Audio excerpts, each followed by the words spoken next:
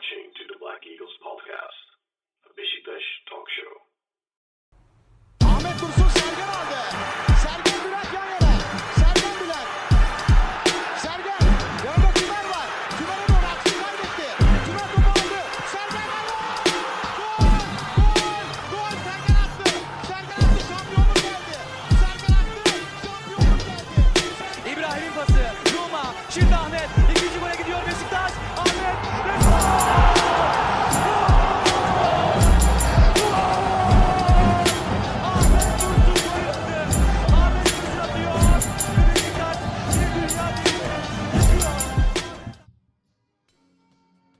Hello, Black Eagles. Welcome back to the Black Eagles podcast. My name is Kaan Bayazit, and today we are covering the 2024 Beşiktaş presidential elections. And I am joined by my co-host Kartal Oor, live from Scotland. He couldn't make it on Friday, but he is here today. Kartal, how are you feeling, man? I see you got a snazzy new haircut. Yeah, I don't know about snazzy, but it's a new haircut. Man, I feel okay, man. Look, I think everyone knew going into this election that I wasn't keen on either candidate. Some of the stuff in the last few days kind of swayed me more towards Hüseyin Yücel. Main reason being the fact there's a Galatasaray fan on Serdal Adali's list. Supposedly later on in life became a Beşiktaş fan. I don't really buy that shit. Not happy with it at all. But I did expect Serdal Adali to win this election, especially after the whole sponsor scandal last. I mean, as much as Hüseyin Yücel has said, at least one of the sponsors, Serdal Adali, phoned up and threatened them to make a statement denying it. He didn't give any proof. He wasn't able to supply any proof. Therefore, it was just really a matter of hearsay, and the fact that the Turkey İş Bankası came out and made an announcement as well. Like, people were kind of saying, did Serdal Adali threaten them to making a statement as well, kind of thing, which obviously I understand why people felt that way. Yeah. I mean, Hüseyin Yücel did explain that later on. He said that that's a sponsorship that they're looking to renew, not a new one. But I think it was just too late. I think the damage was done. Yeah. I mean, look, we have the numbers here and the counting isn't finished yet. I think I'll have to check. I think 17 of the 25 ballots have been counted so far. Let me just quickly check. 16 of the 20.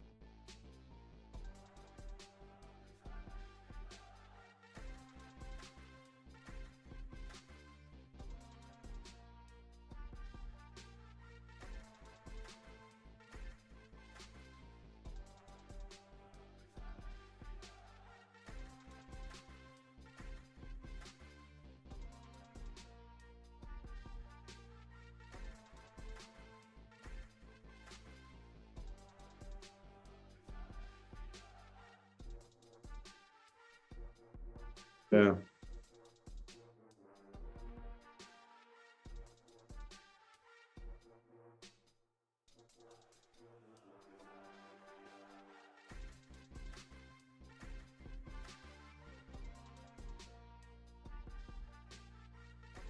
Yeah.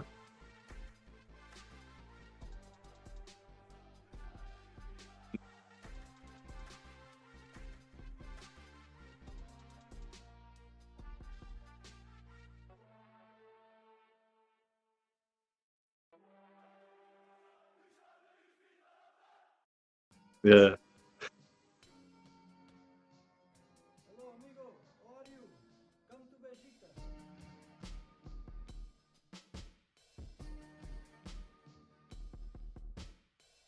There's no sounds. They can't hear us. Yeah.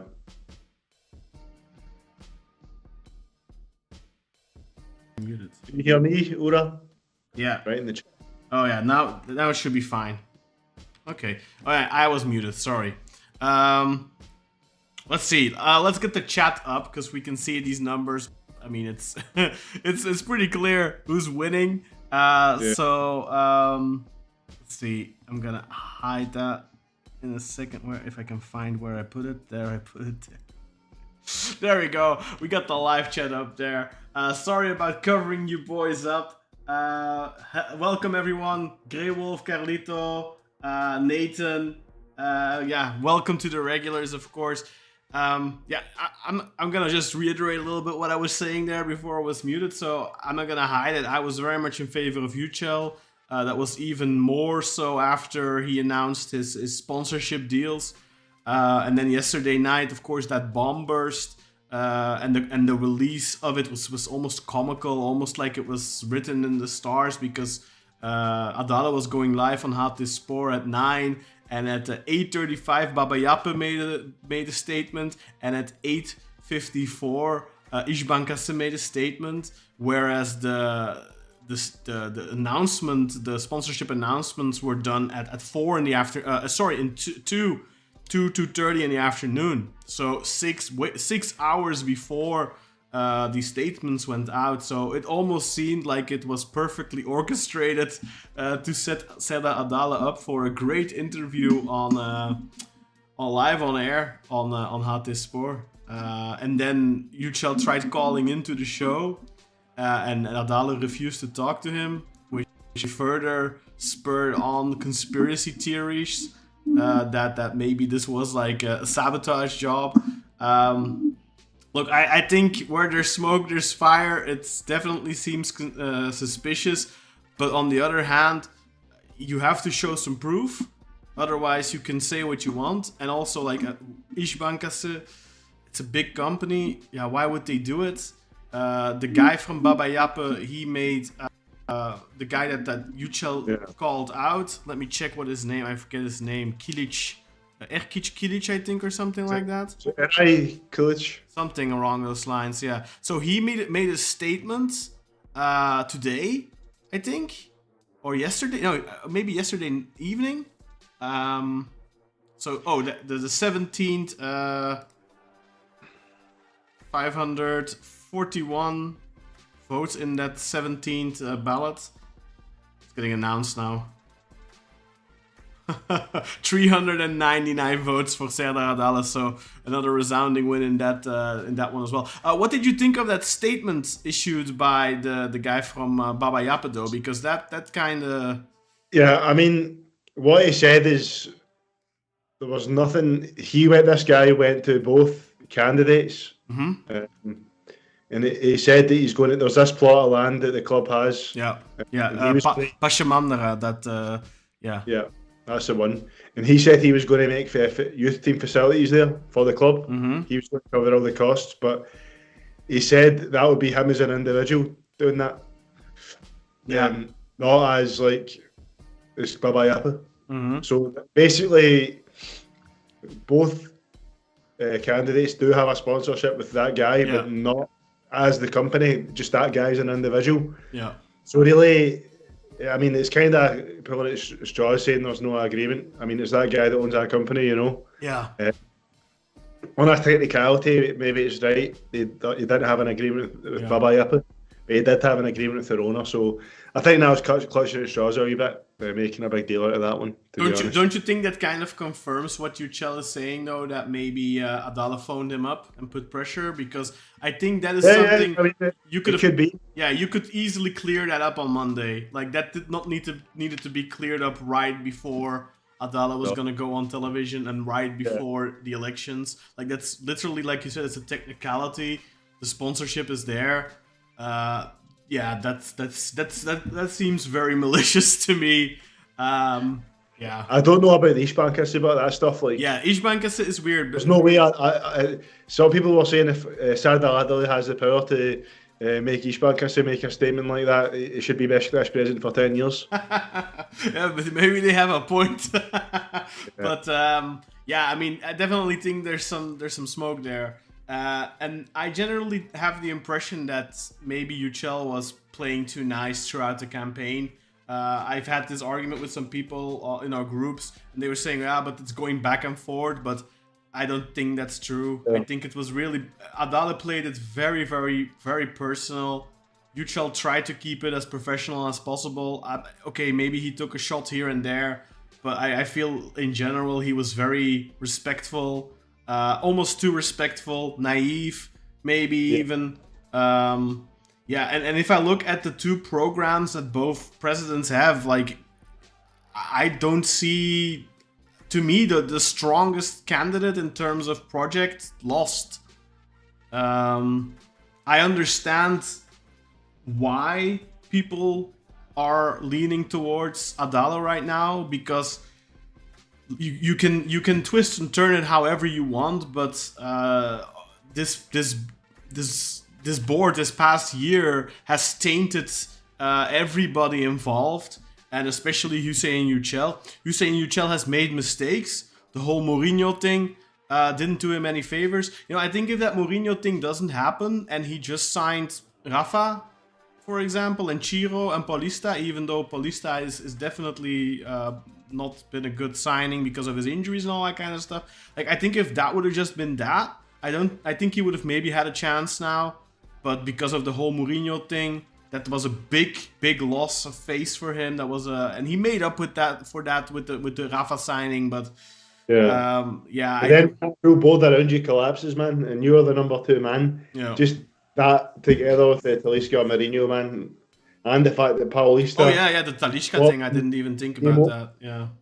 Immobile, you could argue, is questionable just now, man. It's up in there. The only kind of definite good transfer out of those three was Rafa, in my opinion. The only one that's a resounding in, and with the whole Talisca thing, at least you can say, okay, but he maybe he didn't get Talisca, but he got Rafa instead. And don't forget to hit the subscribe button, ladies and gentlemen.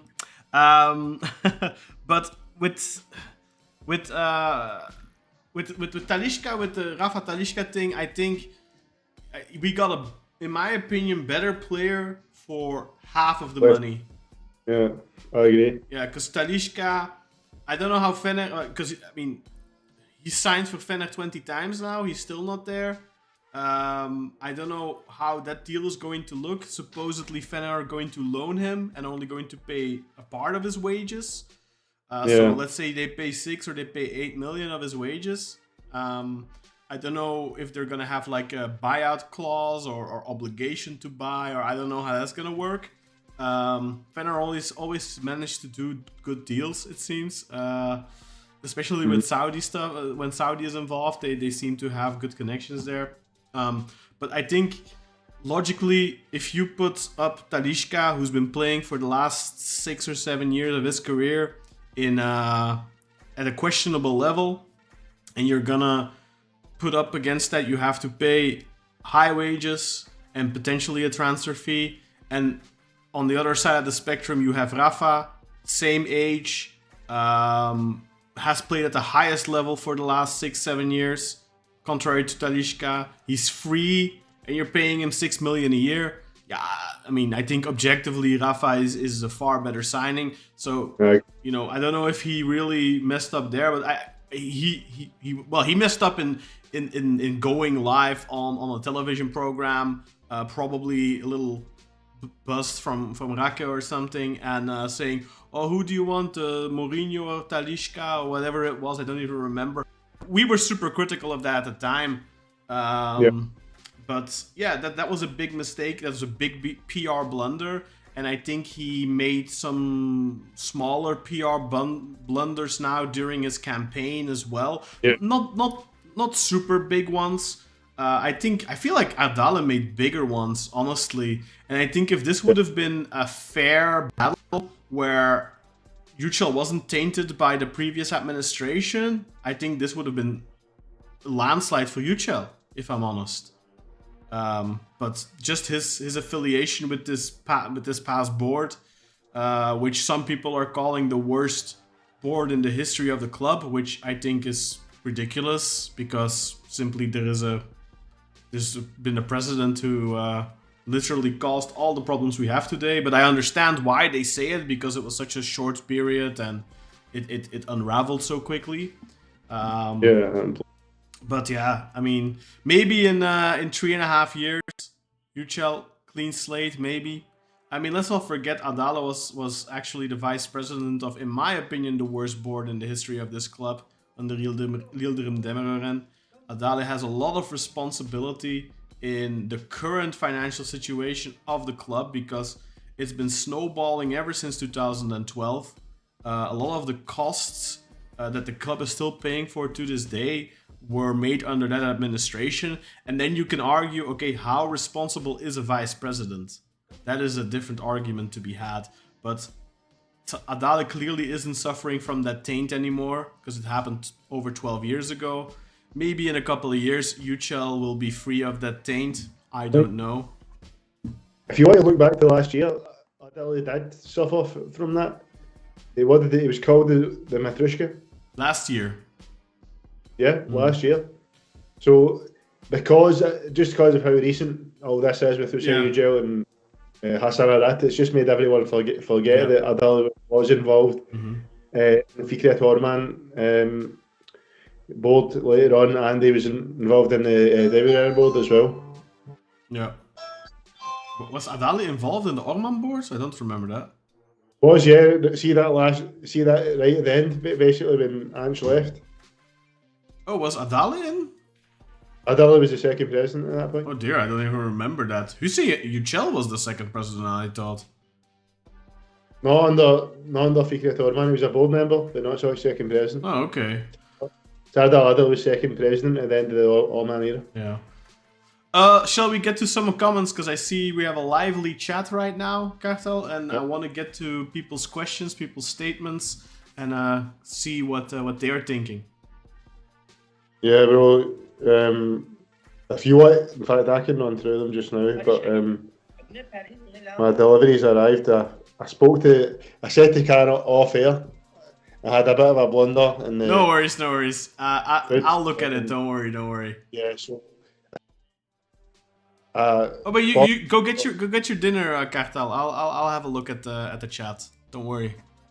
I'm just gonna open my chat doc in my broadcasting software then and see if I can scroll up on that. I hope so. Oh yeah, I can scroll up. Let's see. Yeah, Grey Wolf muted. Thank you. Carlito, allegedly Joao Mario is counting the votes. Is that because it's going so slowly?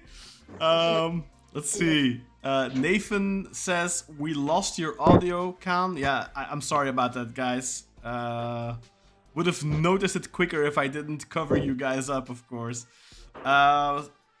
Let's see. Seems like Kartal can hear him. Yeah, that's a problem. I mute myself in the broadcasting software, but on our Skype call, I'm not muted, so you guys can't hear me, but he still can, so that's a little confusing sometimes. Okay. Looks like Adali is finally going to win, Grey Wolf says. Yeah, it definitely looks like that, Grey Wolf. I would say it's safe to say he has won it. Let's see. He definitely greased many hands. Yeah, I don't know, man. Did he have to do that? Did he have to grease many hands? I think that, yeah, this past year has just been so damaging to anyone in that board. Even people who did potentially good work. I think they just all came out. Like, I think it would have been the same if the Ahmet Nurçebi board. There were people there that did good work, like for example the guy that was responsible for the basketball branch and stuff like that. Like, he did a good job, but I think if he would have ran for president, nobody would have voted for him either, just because he was associated with the Ahmet Nurçebi board. On top of that, Yücel made some blunders like we were talking about earlier, and yeah, it was always going to be an uphill battle for Yücel. I personally hope that his in my opinion, better and more concrete plans for the financial future of the club would convince the Congress members, because in my head, the Congress members were going to be a little bit more rational, a little bit less emotional, perhaps. But right now, they are even more skewed than the Twitter votes. So right now, it's looking like social media was more nuanced than the actual Congress members. Yeah. Let's see. The next comment from Nathan Davis. Welcome back, by the way, Nathan, to the chat.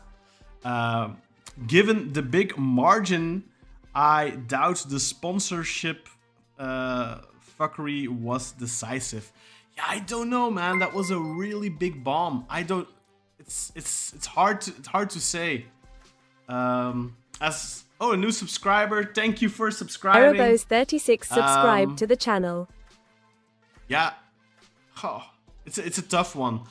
You might be right.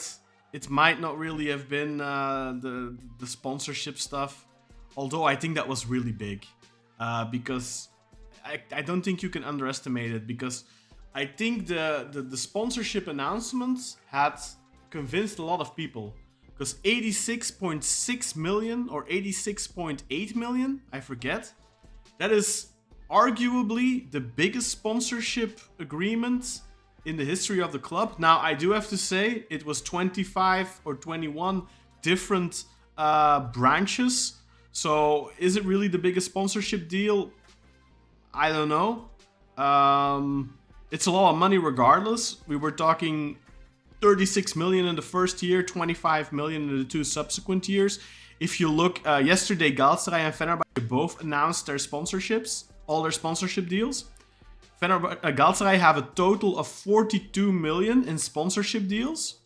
So with that 36 million in the first year, on top of the 7.5 we're getting from Tüpraş, on top of the, I don't know, is it 3 million from Beko, we would have had more sponsorship income than Galatasaray next year. And Fenerbahçe, their sponsorship is only 16 million. Remember, the Ahmet Nurçevi board took the money early from the Tüpraş agreement. That's true. That's a good point. And then, yeah. apparently the Hassan Arat board done the same as well with the Beko agreement. Okay, fair enough though, for that. But that even still, Fenerbahçe only have 16 million euros sponsorship income.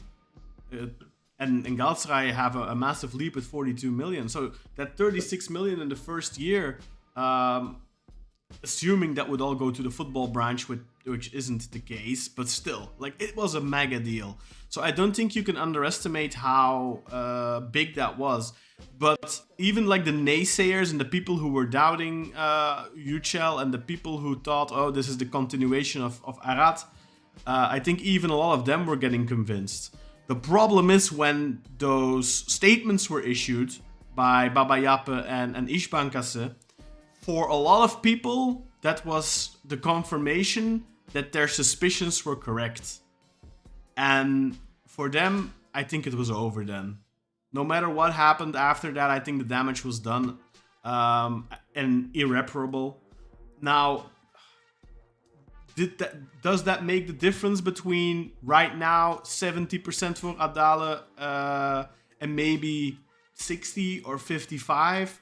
Or would Yücel have won it? I don't know. It's a really big margin right now, so you might be right that it's not that's not the only reason, but it definitely, I think it definitely explains. I think it definitely explains the margin being so big and it being such a big landslide. Yeah, Jason says that's very one-sided, the result. Yeah, it is an absolute landslide. By the way, Ketel, I have you muted for the people because you're like, I hear your papers and stuff, so I'm just muting it. So if you want to talk, just say something and I'll unmute you. Be done. Ah, okay. Wow, that was quick. Yeah, man. Let's see. So I don't know if did they hear what I said about the sponsors? Yeah, I unmuted you just on time, so they heard what you said. Yeah. That's right. Shall I continue with the comments, or interject a little bit and give your thoughts? I mean, I don't think that made the difference between 70-30, but I think it could have been 60-40 or 55-45 for sure. Definitely would have been closer. It's really difficult to say, right? But my first thing to say though is Serdal Adali needs to get that Merve Öztopaloğlu out the board. She needs to be sacked straight away. He's not gonna do that though. He should, but because That's where he. To be fair, I wasn't keen on any of them, but the non-sporting director thing had me leaning towards Adala a wee bit. Mm-hmm. Before like the sponsorship package and that was announced. Yeah. But see that just like Galatasaray supporting women being on the board, man. I drew the line there, man. I think that's a fucking disgrace. Is there no female Beşiktaş board members that actually support Beşiktaş?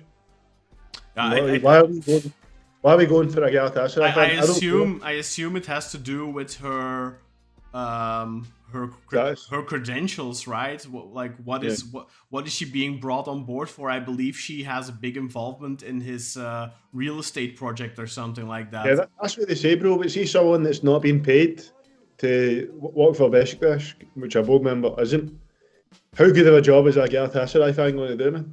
Like, okay, they say that she was a Galatasaray fan and then she get married and now she's a Beşiktaş fan. Well, I don't think any tweets about her supporting Beşiktaş. I think, doesn't she have some sort of, because I read that she became she became a Beşiktaş Congress member because she ran for office or something in the Beşiktaş district. Yeah, some sort of council job, I'm sure. So you have to also think, like, even if she isn't really a Beşiktaş fan, if she's going to do a bad job now, or she's going to damage Beşiktaş, that's also going to impact her political career or whatever sort of career she has. So I don't think she can afford to purpose. I don't know. I think. I mean, you could be right, bro. I don't know. I don't know. For me. How do you feel about it? Sorry. How do you feel about it? Like, do you feel okay with that? Do you feel comfortable with a Galatasaray fan in our board? Well, I think he won the election now, so he's never gonna sack her. And if he really feels like he needs her, he got behind her. He doubled down. He stated how important he is to his project. I think we as fans just have to begrudgingly accept it. And I mean, I definitely think that if this would have happened under Yücel, it would have been scrutinized more, probably. Like, for example, Buretuso. Yeah. You're a hypocrite, man. Yeah. As much as I've always been a fan of the guy, he's a fucking hypocrite. Yeah, if that would have happened last year, he'd be shouting and screaming, saying this is a disgrace. Is there no like Beşiktaş supporting people that could do that job? Blah blah blah blah blah. Like, he'd be going mental. But because he's openly supported Adali, he says the reason for supporting Adali is because Adali is basically going to sue the Hassan Arat people that were involved in the Hassan Arat administration over the last year. We'll see about that. I've heard that before. Yeah. So he said he supported him because of that, but there's also whispers that he might, he's not on the board, but he might be in the football share list. Potentially as a basın sözcüsü, basically the guy that comes out and speaks after the games. That would be fun. You want me to be honest, man? I think in this climate that is the Wild West that is Turkish football, I think he'd be great at that, man, just shouting about the referees. Yeah. Trying, and it could prevent mistakes being made against us, man. Like, I think we saw it in the 2021 season when Buretuso was at his height, man.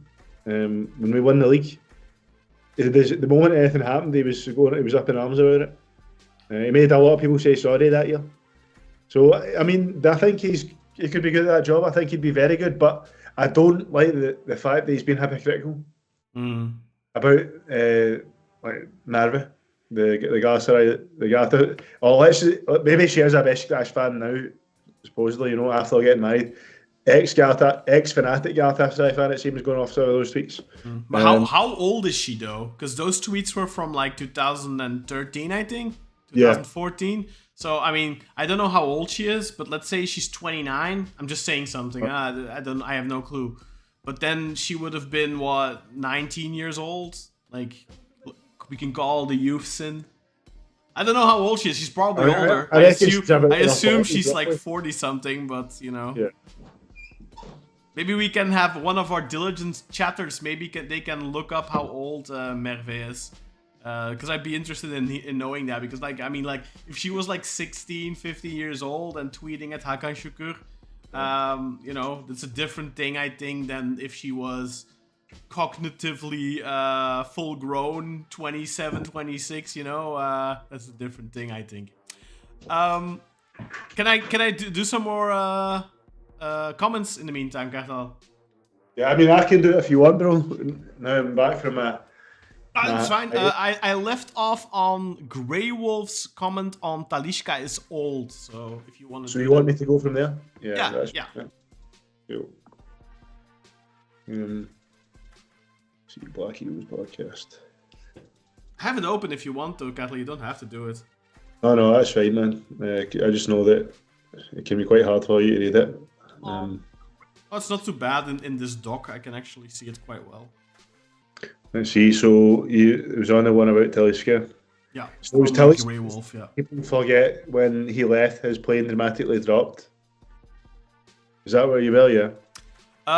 No, the last one was Talisca is old and people forget when he left. That's yeah, exactly, yeah. When he left. Yeah.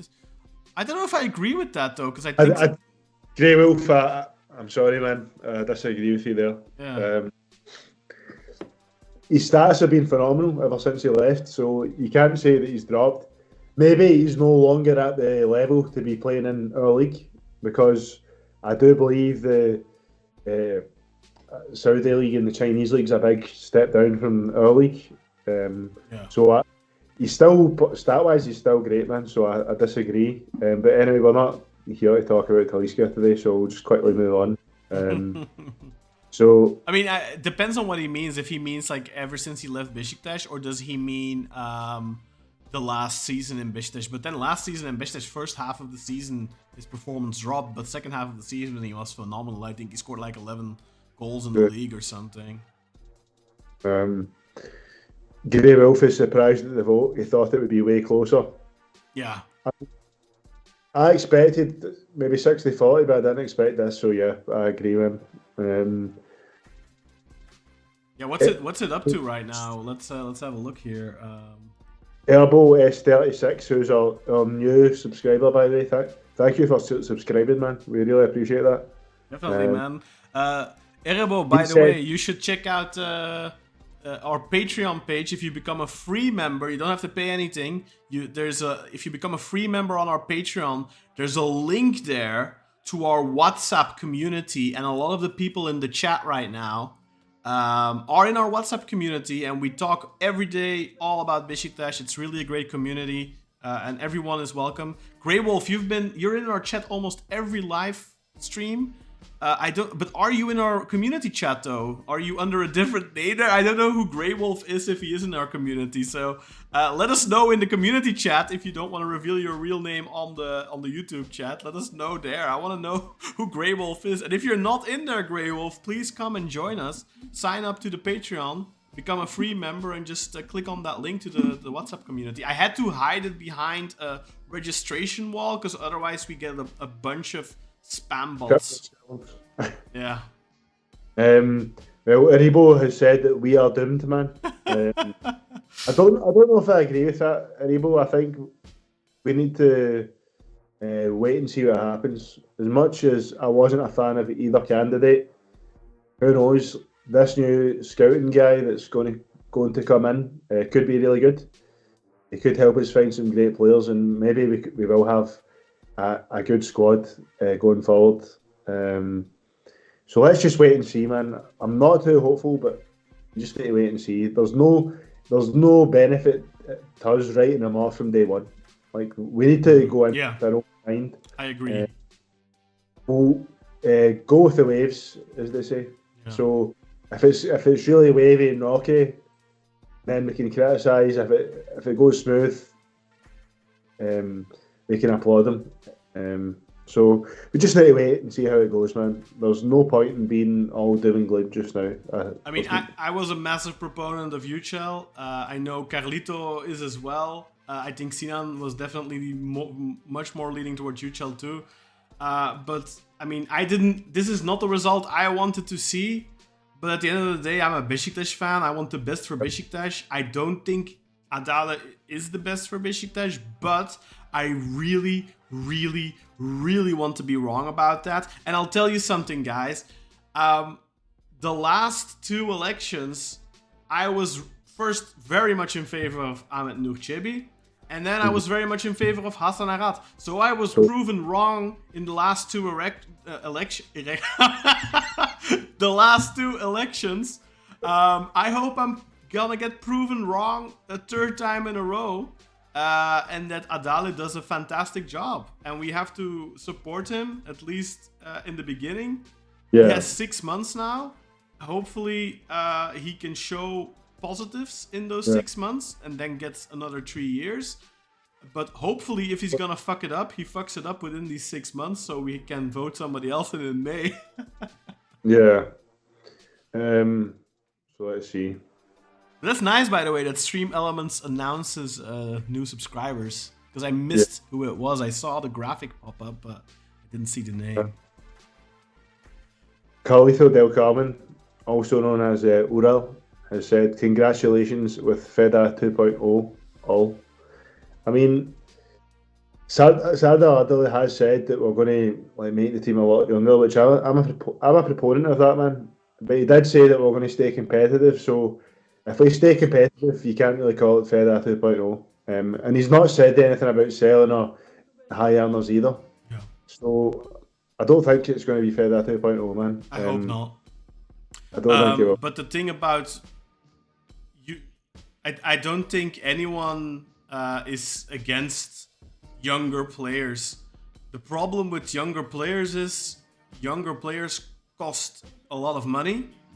Yes, they cost less money on the back end. But more on the front. I'm gonna close the stream from the club, by the way, because I mean the result is clear already anyway. No, I think with signing younger players, yeah, in theory, that is much better. Of course, for the longevity of the club, the sell-on value, all that kind of stuff. The problem is that young players are more expensive, and there's a lot of competition for them. I am afraid that if we are aggressively going to go after younger players, we are going to end up with less quality. Because I don't think Beşiktaş have the ability to sign a 23-year-old Rafa Silva. Oh, of course. I mean, really, if your scouting is really, really good and you find some guy from some a place that's not normally scouted, I don't. Like if you find someone that's like from Mozambique or whatever, and it's got the talent of Rafa Silva, maybe, no, I don't think you will. There's so much competition, though. There's so much competition. Every look at Chelsea, how aggressive they are at pursuing talent. It's ridiculous. Like those English clubs have so much money to spend. Their networks are already. We don't need to be like Chelsea. We can. We can be. But if we can be like Celtic. No, but I just mean that there's a lot of competition for the talents. Yeah. Like finding a hidden gem, the chances of you finding it and there being nobody else lurking around who has also found that player is very small. That's what I'm saying. So I'm very curious to see what that whole thing is going to be. I read a tweet actually just before we went on live that Serdal Adali is going to work with the scouting team of Dortmund. I wonder how that's going to work. So I saw that too. So what does that mean then? Does that mean that Dortmund is going to let us have their table scraps, so the players they don't want we can have, or how am I supposed to interpret that? Yeah, I know, man. Like that sounds weird, right? Yeah. But that's nothing official, man. That's it's just a rumor from Sky Sport, I think it was. Not Sky Sports, by the way. It's just Sky Sport, just an attempt to hijack some credibility. Yeah, they definitely just picked that name just so that people would think they're Sky Sportsmen. Yeah, for sure. 100%. Right, so let's get to the next comment. Carlito said about Marva. Yeah. Hello. Who's Topalolo, sorry, was it? I think so, Topalolo, I think, yeah. Adali fully defended her nomination as a board member. Mm-hmm. She stepped back, but Adali refused. he's not going to send her away, especially with the vote of confidence he received now. Oh yeah, exactly. Yeah, no, I think that's going to be the case, man. It's wishful thinking on my part that he's going to send. There's no chance. Yeah. Also, again, Carlito or Ura, she became a Congress member in 2013. I think the dates were from 2011, and then he went on to say she even had 2 in 2013, which was the same year she became a Beşiktaş Congress member. So it just kind of proves her becoming a Congress member was political. Yeah. And I don't doubt her husband's a Beşiktaş fan. Like, that's why there's a photo of her in a Beşiktaş top. But I still don't agree with it, man. Maybe she got converted by the magic stick, man. You don't know. Yeah, who knows, man. She's from 1982, by the way. So she's 43 years old. Yeah, so she definitely wasn't a 15-year-old girl in 2013 then. Yeah, so she was 31. She was an old woman. Yeah. Well, not, but a mature adult, well, should be at that age. Grey Wolf, he said not yet. I think that's in reference to joining the WhatsApp community. Well, we're eagerly awaiting you, Grey Wolf, so... yeah, we are, man. Come on. The more the merrier, really. It's shaping up to be a really wonderful community of a lot of like-minded people. But actually, one of our members was very much in favor of Serdal Adali. And you know, I respect that opinion. We had a good discussion about it yesterday. And again today, and I welcome differing opinions as well. I just noticed that a lot of the people that watch our show tend to largely agree with our points, but not always, of course. Yeah, especially now with Sinan at one point. Remember, there was a point where someone was disagreeing with Sinan every week. Yes, yeah, that's true. Poor Sinan. Yeah, it was a shame, man. Let's see, Nathan Davis. It's nice that we have a chance to reevaluate in May. Glad to be able to just focus on football again. I mean, it depends, man. Like, see if we do really well between now and May, like the election's not even going to be talked about. It'll probably be Adal will just go in himself. That'll be it. It'll just be a procedure. If it goes badly, we'll be talking about the election pretty soon. It would have to go really badly, I think, though, because I mean, you would imagine that Adali is going to come in, and rightfully so. He should have credit because he's not responsible for the mess the team is in. That's not his fault. So even if we let's say we lose our next 2 games in the Europa League, we go out in the group stages of the cup, we continue our bad form in the league. Yeah.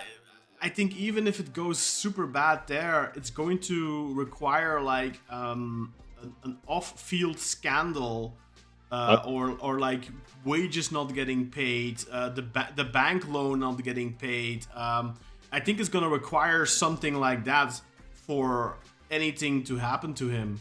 Because I mean, honestly, I mean, we cannot hold him responsible for the performance on the pitch, I think. I mean, of course, starting tomorrow, you know, it's his responsibility to bring in new players. It's his responsibility to bring in a coach, all that kind of stuff. And I think if he says, okay, we continue until May with Serdar, that's definitely going to cost him a lot of credibility and a lot of credit. But I don't know if it will be enough for the May elections. Maybe it will. I would kind of hope so, but I don't know. I think if we don't see any improvement on the pitch, Fikret Orman will be a candidate and he'll win the election in a landslide. Emre Kocada definitely will be a candidate, but I don't know I don't think Kocada's going to win anything. I think if Fikret Orman runs in May, I think if we don't see any on-field improvement between now and May, he will run, and I think he'll win in a landslide. Because don't get it twisted, man. Like 70%. For Serdal Adali here on the votes, but I don't think that's actually a sign of that he's really trusted. I don't think he is. Yeah, no, I think this is just seen as the guy that's slightly less shit. Yeah, no, for sure, definitely. It feels like on social media, man, and Us, I don't think any of us are really very happy with either candidate. I know you were hopeful. I know. that I genuinely like Hüseyin Yücel. I have liked him for a long time, before even the Arad board. He did mess up, but I think he is. In fact, he is the only.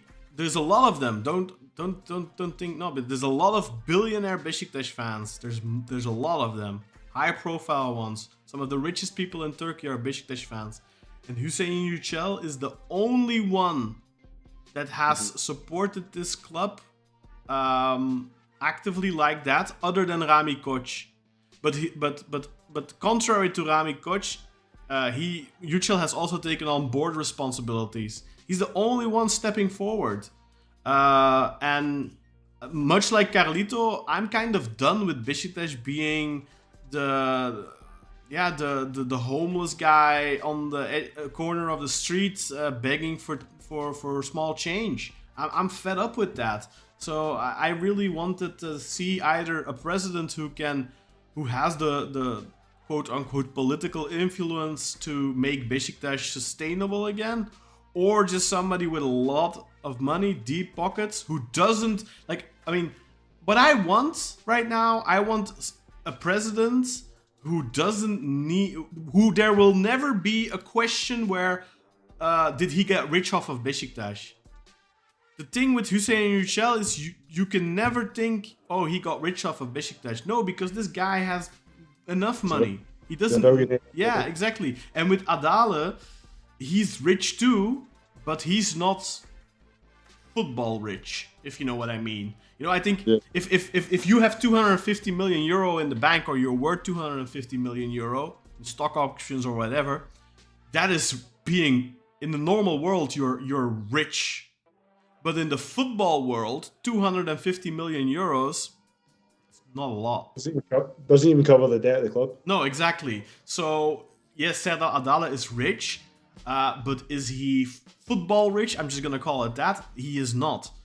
So there's always that chance that Serdar Adali, for example, with his real estate projects now, I think he is entitled to make money on that if the club benefits from it monetarily and gains a lot of money from it and gains assets from it.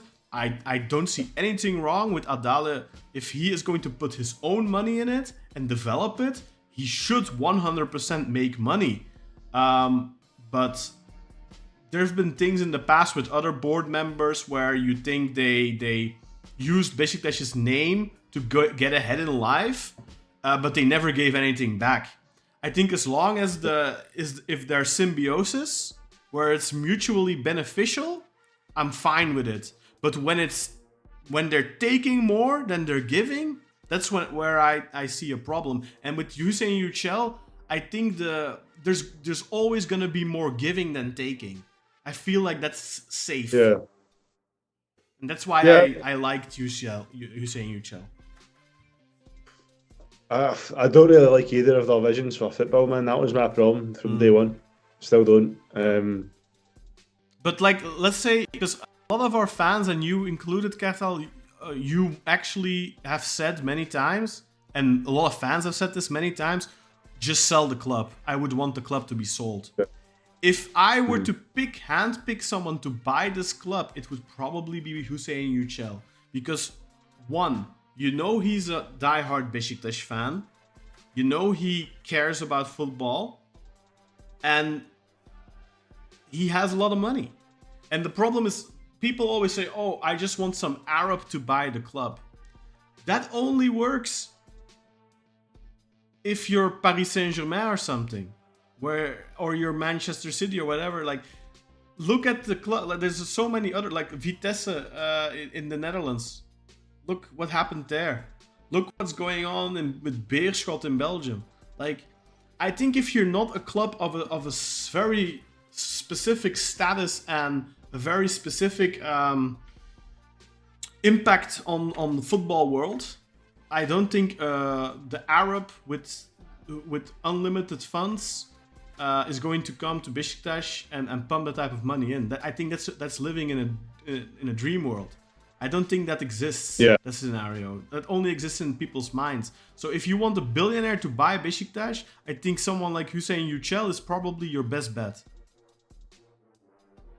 Yeah, I mean, as long as he had proper football people running it. Oh yeah, but the difference is if you're running for a presidency, then I think the dynamics change. I think if you become the owner of the club, I think you're going to be much more inclined to put proper people in charge because you're going to want to get a return on your investment. Whether or not you love the club and you care about it and you want it to be successful, I don't think anyone wants to pump in, let's say, 100 million every year and lose 100 million every year, for example. Like, I mean, then you're not gonna be a billionaire for long.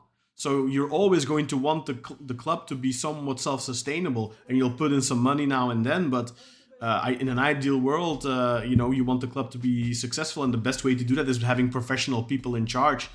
And I think, I think I would like to think someone like him would do that if he was given that opportunity. We really just need to hope, man, that whoever this guy is that Adal's bringing in is going to be a really good scout. If it's squad true. player. I need to see it first, and that's not something against Adali, but that's something I feel like we've all learned the last year, because Hassan Arat promised a lot of things, and he delivered. He delivered on some things. Don't get me wrong. Some of, like, the super eventually happened, and the black wall. That's something that's in development. The roof got renewed. The stereo, the lighting installation, all that. Like, he did make good on a lot of promises, but a lot of other promises he didn't make good on.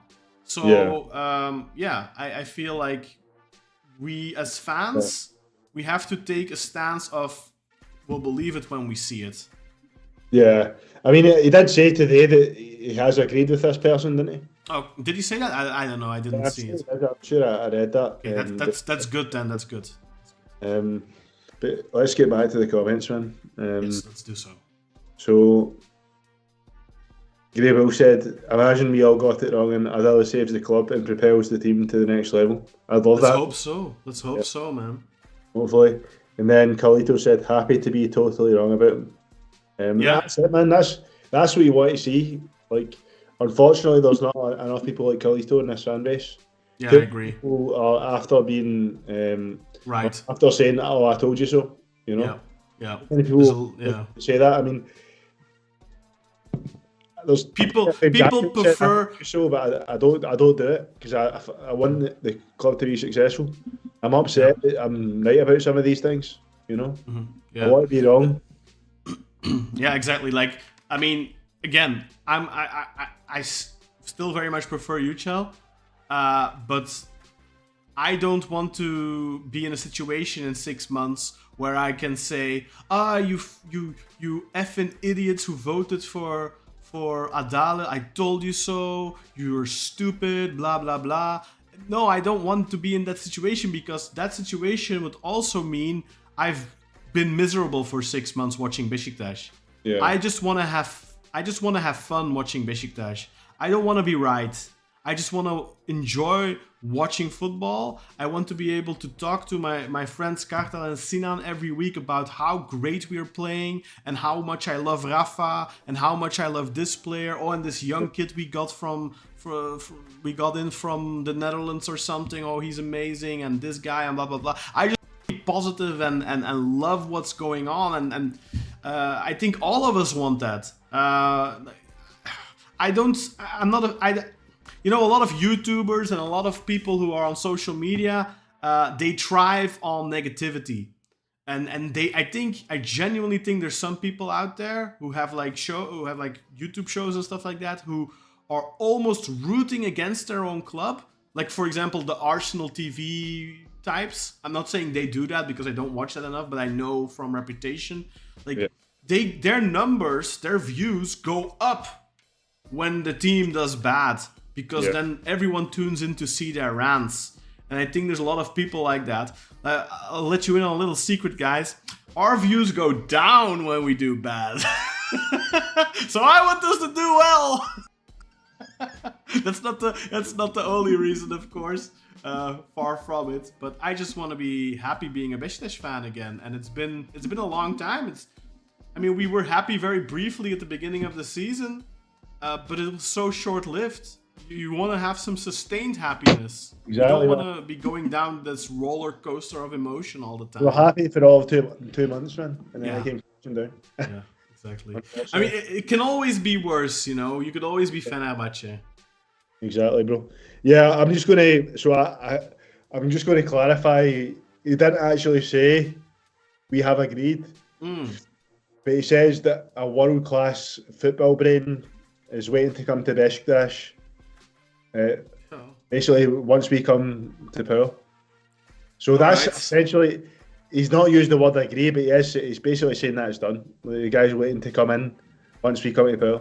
Yeah, I hope we find out tomorrow. I really hope he makes good on a lot of the like those types of things. I hope it's like bam, bam, bam, bam. I'm so fed up with waiting. You know, with Ahmet Nurçebi, it was like the summer transfer window was, except for that 1 year, was like 2 months of waiting. Yeah, That's so frustrating. man. And last year when Hassan Arat took over, yeah, we signed Svensson straight away, but then it was like a month of waiting. Yeah, and then we ended up signing Al Musrati and Mucci, and yeah. I'm gonna ask you a question about that actually once we're done with these comments. Oh, you know what? I'll ask the question already. Yeah. If you are Serdal Adali Kartal, do you go through with the deal to sell Al Muatasembela Al Musrati for 10 million, including on obligation to buy if the team does not relegate, a team that is supposedly either bottom of the table or at least near the bottom of the table in Saudi Arabia, and 3 teams relegate in Saudi straight away, by the way, no playoffs. We have options, man. If it's a team that, if I look at that team and think, oh, that's a good chance they stay up, you could try it. But if it's Al Fateh, which is in the press, no, I cancel that deal. Yeah. Because the likelihood is they're going to relegate, and then he comes back to you in the summer. His fitness is even worse than it is already. He's devalued even more. And it's going to be hard to get him back up to a level to play for us again. Yeah. Once he's been there for 6 months. So the answer is it depends. If it's Al Fateh, no. If it's a team that's got a good chance of staying up, I think about it. I'm not sure. Yeah, and I feel like if you loan him to like Al Fateh or something, it's almost like you're betting against yourself, because we have Muleka at Al Kalout, and he has a similar deal where we only get paid if they stay up.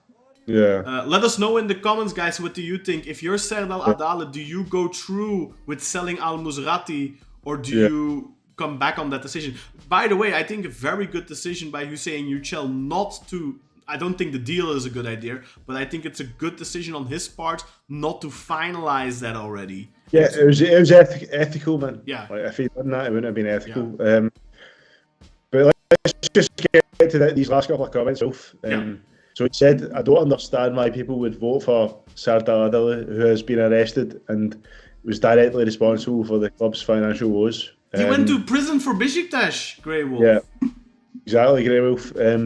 I mean, it's basically said that as far as we know, there was just a transfer negotiation held with Ibrahim Akın before the cup final. Yeah. There was no match fixing, and it was deemed in court that was just a veto scheme against Beşiktaş and Fenerbahçe.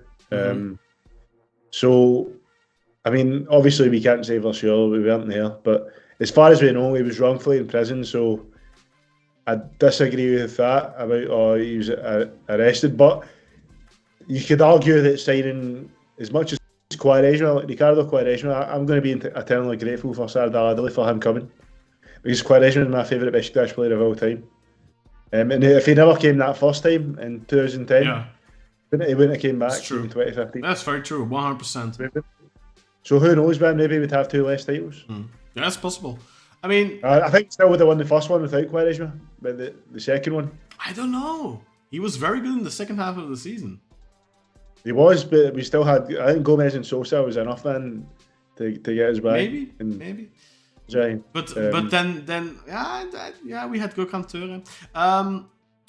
By the way, maybe somebody can answer this. I have never really, because I'm like the whole Veto thing, like Turkish politics. It's not really my cup of tea. Like I never really understood the rationale behind why would Veto want to sabotage Beşiktaş and Fenerbahçe. I mean, I know that Veto has very clear links to Galatasaray, I know that, like with Hakan Şükür and all, and Ari Verdem and all that kind of stuff, but regardless, if he would want, let's say he wanted to take over the country, I think whoever is in power in Turkey, I don't think anyone rising to power in Turkey wants to harm Beşiktaş, Fenerbahçe or Galatasaray. There's way too much people who love those clubs, and if you mess with those clubs to an extent where it's like it kills them, I think you lose like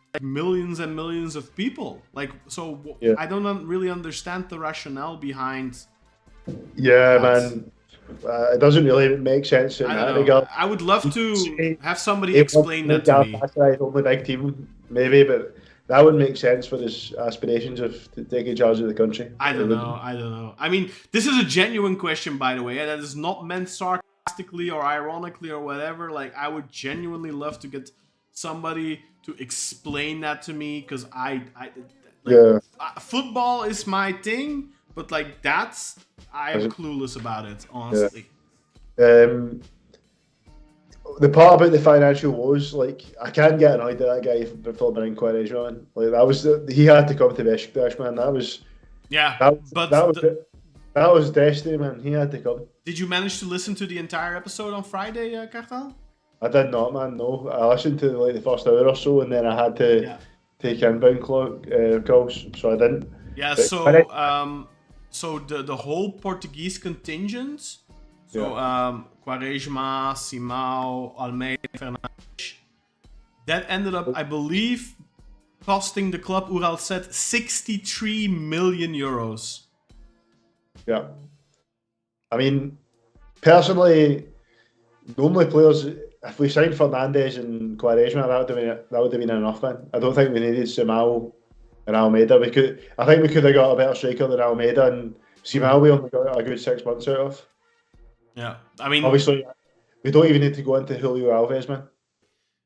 Yeah, exactly. So the thing is with that costing the club so much, and people who are watching this, maybe they're going to Transfermarkt and they're saying, "What? That's not right."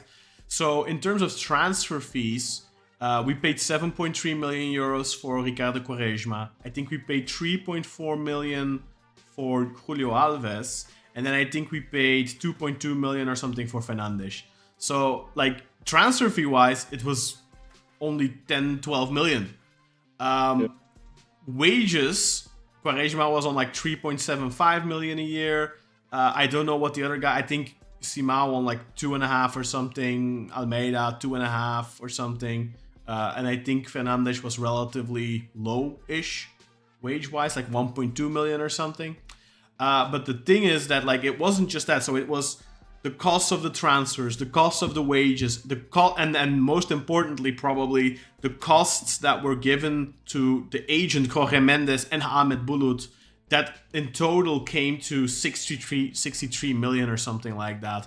So, yeah, I mean, it did definitely put a dent in the club's total debt. I think we only needed Fernandes and Quaresma out of those players. The rest, the other three, obviously Alves is a foregone conclusion. The other three we didn't need, man. We didn't need Simão. We could have done better than Almeida. Probably. I liked Almeida, but the problem he was injured all the time. Almeida's not a striker that's going to help you win the Super League, man. I don't know, man. Like, there's a couple of times where he was doing really, really well, and he scored like, I don't know, 9 goals in 13 games or something, and then he'd get injured, and then he'd come back from his injury, and then he would like struggle with his form. I feel like that. Yeah, but he's not reliable, man. That's the thing. He was like fucking Nkudu, man. Like, he started every season well, then he got injured. Yeah. Yeah. I mean, I really liked Almeida as Yeah. well, but looking back on it, looking back in the stats, he wasn't a guy he wasn't reliable, man. Yeah. He wasn't. And another thing I criticise Serdal Adali for as well, he gave a fraudulent piece of documentation in regards to our finances to UEFA, which led to us being banned from Europe. But did Adala do that, or did That's what they said at the time, man. He was responsible for that. Okay. As far as I remember, if anyone remembers better than me, maybe I'm wrong. It was a long time ago. That's what I remember. Apparently, he was responsible for that. Okay. So that's a big problem, man. Like, you don't want stuff like that. In terms of Del Bosque, that was way before Adali. Oh yeah, that was way before. Yeah, that was like. Adali was only really involved at the end of the Demiran era, man. The last year or so. Yeah, I think he said year and a half. So like, let's say 2010 to 2011 and a half. Yeah, because obviously Demiran left in like March 2012. Yeah. From the TFF. And I think Adala wasn't in prison at that time. So. Yeah, that's right. Yeah. Yeah. So that's way before Del Bosque, so that's got nothing to do with him. All the managers we went through, nothing to do with him either, man. Tabata, only Schuster. Tabata came in 2009. I believe that was before Adali as well. 2009 or 2008 even? 2009. It was after 2009? Okay. After Delgado got injured. Oh, it wasn't. Man, you're making me confused. No, Delgado got injured at the end of the 2008-2009 season, and I think then they brought Tabata the following summer. Yes, for 09-10, yeah. So yeah. I don't think he was there either. So that I think the issue was Demiran had very weird relations with the was it Antepspor president at the time? Yeah. There's definitely some serious money laundering going on there. That's why we paid like $6.5 million for Ismail Kubash. 5.5, I think, or it might be 6.5. I don't even remember. I think it's 5.5. For Tabata, and after we won the league. Yeah. When you think about it, man, like see that summer after we won that league, see if that money was spent properly. We maybe could have dominated Turkish football for a couple of years, but they just invested money in proper shite, man. Yeah, I mean 8 million back then, like 8 million euros back then. That could buy you a really good football player back then. Like, 8 million euros is like the equivalent to, I mean, maybe 20 million now? Yeah. It's nuts. Yeah. I mean, not adjusted for inflation, but just like what clubs were spending back then compared to what clubs are spending now, because adjusted for football inflation, I'll put it that way. I think you could easily, for 8 million euros, I think you could easily say like a Gabriel Sara. I think that's somebody you would have probably paid 8 million for back then, you know? And we spent that on a guy who, essentially we spent that on Alexandru Maxim. I think that's the equivalent. Us paying 8 million back then for Tabata is the equivalent of us paying like 18 million now for Alexandru Maxim. It's crazy, man. It's crazy. It is absolutely insane. Yeah. I mean, I'd say that transfer, man, like Tabata transfer and the Julio Alves transfer are probably the two most scandalous signings in Beşiktaş history. And you know what? The worst part is, Cartel? Yeah. I actually thought Tabata was a decent player. He was just a of the price tag. Yeah, I think if you bring in Tabata for 2.5 million, yeah, I don't think you have this. Like, I think he would have had a decent Beşiktaş career. Mind you, he is still playing football right now. He's 43 years old or something. He's still playing. I think in Dubai or something.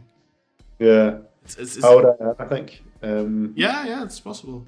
What was I going to say, man?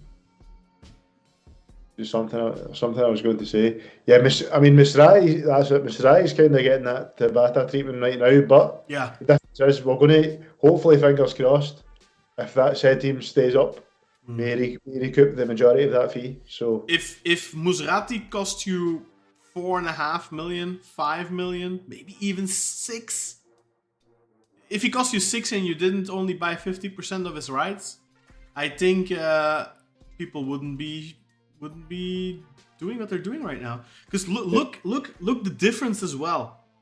We paid 12 million for Musrati. Galatasaray paid 9.5 million, I think, or 10, 9.5, or let's call it 10. They paid 10 million for that Yillard guy who's on their bench. Nobody says anything about that. Yeah, that's because they're top of the league. If they weren't top of the league, they wouldn't be saying that. No, like, see if we were flying away with the league just now, would anyone be moaning about Mastrati? I don't think so. Probably not, no. No, but I mean, it's when Beşiktaş, because we aren't a club that pays big transfer fees. So a big transfer fee like that, it's like a weight around the player's neck. Yeah. Like, you almost wish if we would sign a player that we would not disclose the transfer fee, because it does so much damage. I mean, I think if Mucci, if nobody knew let's say we signed Mucci for an undisclosed fee, I think nobody says anything about Mucci. Because I think then people would just see him as he's a young, talented 23-year-old. And maybe in 2 years' time, he will be a really good player. I think that's how people would look at it. But now, because he cost us 10 million, he's, And I myself am guilty of that. Because... Yeah, and the issue is, man, is like, that guy, he's not really had a fair shot this season, man. He's not been able to play in his own position. No, I mean, I've said this many times. Like, why does he not get a chance? So many times now he has started in the lineup, and he has never started in the 10 this season. I don't understand that.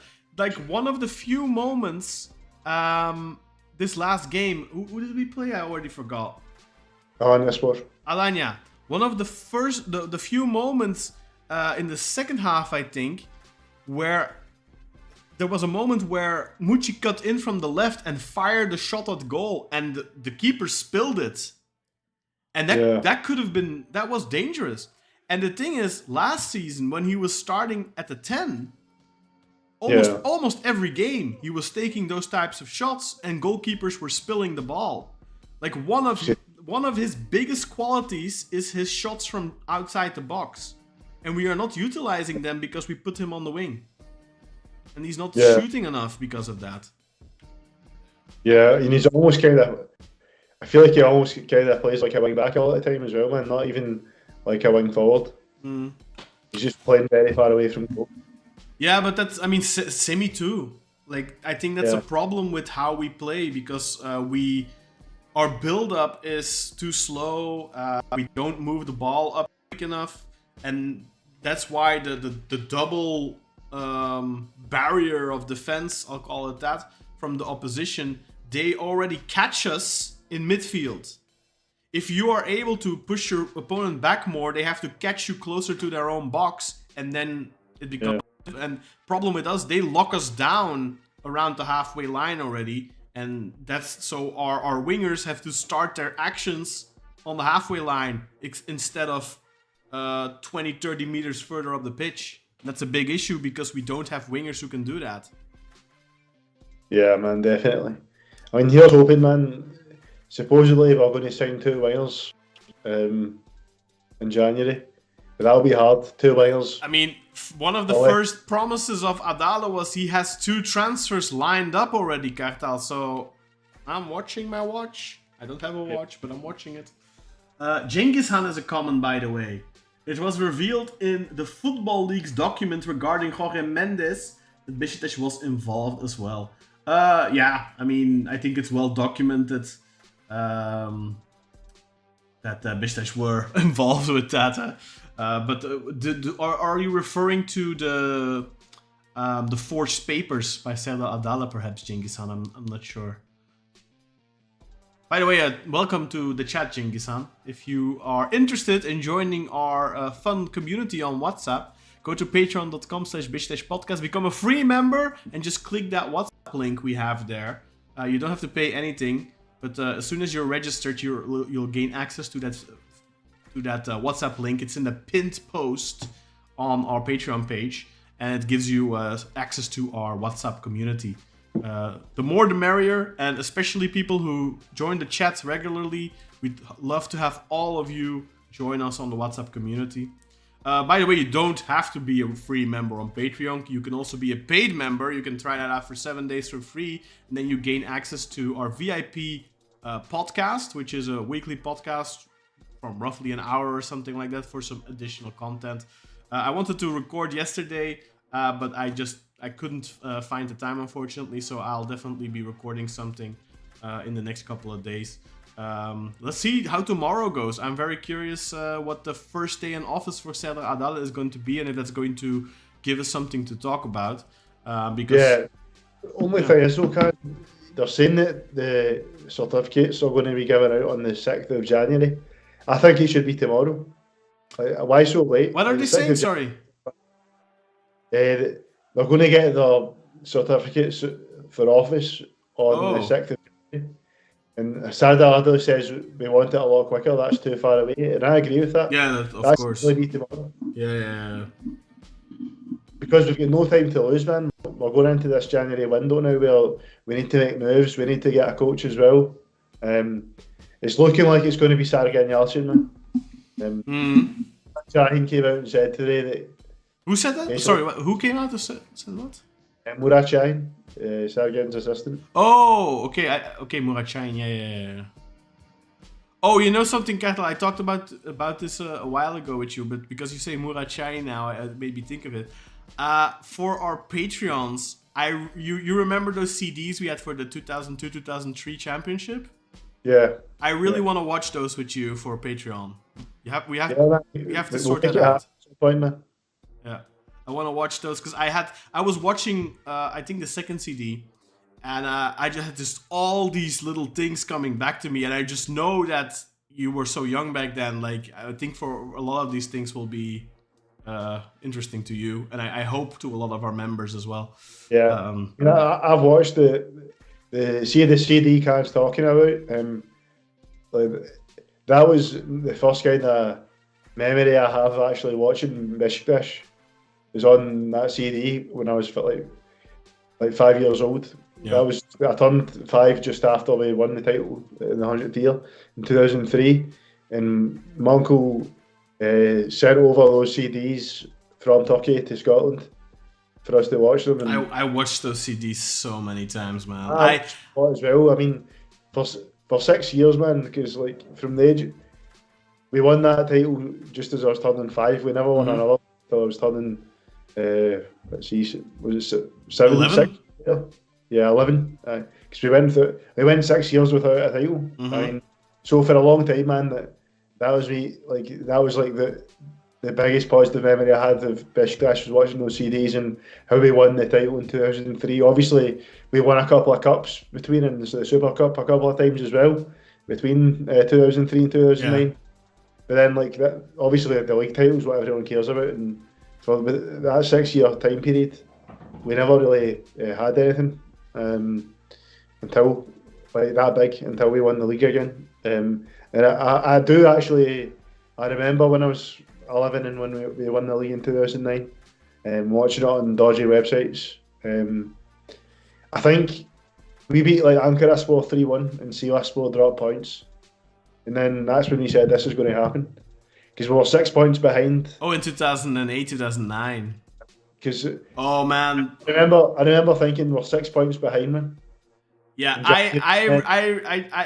my biggest memory of that season is just thinking that if we never fired Ertuğrul Sağlam, we'd be 10 points clear at this point.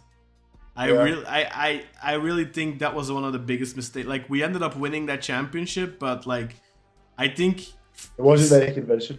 Yeah, I think if we kept Ertuğrul Sağlam, we would have won it way more convincingly, and I also think we probably would have done much better the following season. But yeah, Champions League. That was a very disappointing Champions League run. It was. Cengiz Han mentions as well, by the way, that not about the forging of the papers, but it's about the managerial fee. We paid 6 million euros to Jorge Mendes. In illicit commission fees, he says. Cengiz Han must be either he's from a native English-speaking country, or he's highly educated, because that's a word that not a lot of people use. Illicit. Yeah, no, true. And then on top of that, Ahmed Bulut also got a lot of money out of it. And you know what? I mean, these guys have to make money, but there's like agent fees. There's a limitation on it. I believe they can only officially get like 10% or something. So yeah, there's a lot of shady stuff going on back then. Let's see what Ural says. Let me see. I'm gonna bring that up here because this is hurting my eyes. So he's saying that all the votes are in. Yeah. Hüseyin Yücel has had 3,637 votes, which makes up 29% of the total vote. Serdal Adali has had 8,901 votes, making up 71% of the vote. So it's a complete landslide. Yeah. So I think we should get a photo of Serdal Adali up on the screen, man. Yeah, I'll look for a nice picture. I mean, not the others, but come on, hey, Katal, you have to be nice to Anu Bashkan, bro. Yeah, no man. I have to mentally prepare already for all the mental gymnastics I'm going to have to do in the coming months to defend our new president, probably. Yeah, I'm trying to look for one that isn't doesn't have like I mean, he looks like an old man in these pictures. That's not a good one. How old is he? He's like 60 or something, right? He's not that old. He's not that old, man. It's just, I think Beşiktaş ages you, man. That's why he looks old. I mean, just congratulations, man. I like it. You know what? I really like the fact that he has some nice gray and black hair. Yeah. No, congratulations to Serdal Adali, man. He is now the 36th president of Beşiktaş. 37th, I think. No, isn't it 36? Beşiktaş. I saw that as well, but the official page has said 36. Oh, does the official page have a good picture up of him? Oh, there we go. I'll have a look. Right now. Maybe the official page made a mistake. It wouldn't be the first time. Okay, yeah, they have a good picture up. I'm gonna get that one up. Yeah.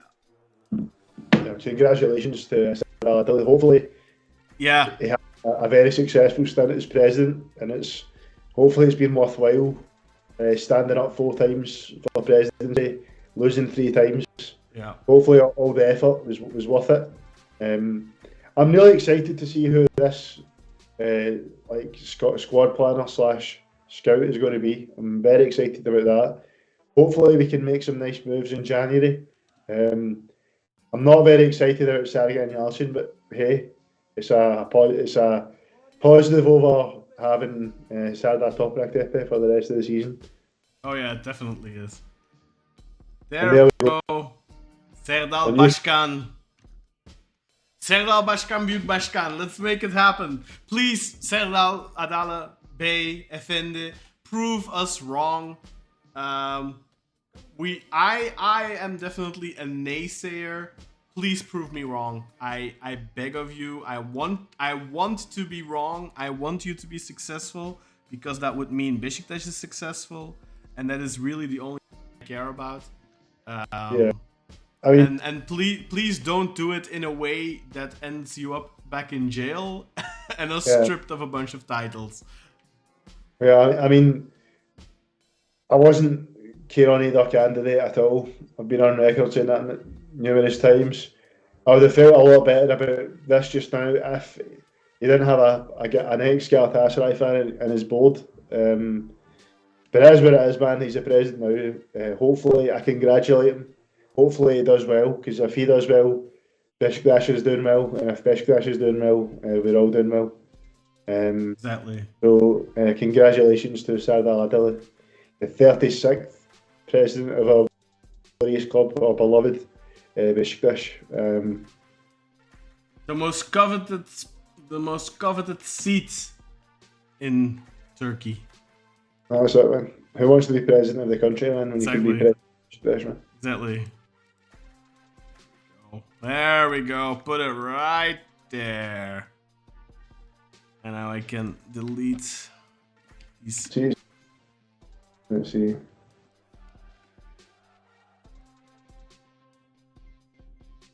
What are you watching, Kartal? Are you looking at the beautiful picture? I'm just looking at. I'm just saying that Brent Oslo's made a post. Oh. You know how he's almost fine with Mete Vardar? Huh? You know how Mete Yeah, how he Vardar? slapped his own kid or something? Brent's put out a tweet saying he's basically saying he's not upset about it. These things happen within a family. But he's just saying that we're the big Beşiktaş family and these things happen in amongst family. Yeah, about it. Yeah. I'm just curious. Is he actually going to be part of the football Ashley list? I think so. I mean, I sent you that interview earlier, right? Like, he was way too giddy, man. Like, no way he's not been approached already. Yeah, I mean, I think there's definitely something considering he had a poll on his YouTube channel a couple of weeks ago saying, should I be part of the board? Yeah. Yeah. And then he's like, I don't know what you talking about, there's nothing like that. Yeah. But I understand that he should have done the poll, but I understand if he's been approached that he needs to stay quiet about it until it's announced. That's fair. But I say maybe in that case don't do a poll then, because that makes it kind of obvious. Yeah, but you can be like, you have like plausible deniability, right? You can be like, oh yeah, but I was just playing, you know. Yeah. Or they could say, when they say, oh, but I thought you weren't going to be in the board, he's like, yeah, I'm not on the board, I'm on the football Ashley list, that's different. You know what I've been doing like the last couple, like yesterday, I organized a lot of my shirts. I'm not going to show them off, I'll do that in a special video. Yeah. That can be for the Patreon, man. Oh yeah, Patreon exclusive. See all my beautiful Quaresma shirts, because there's a lot of them.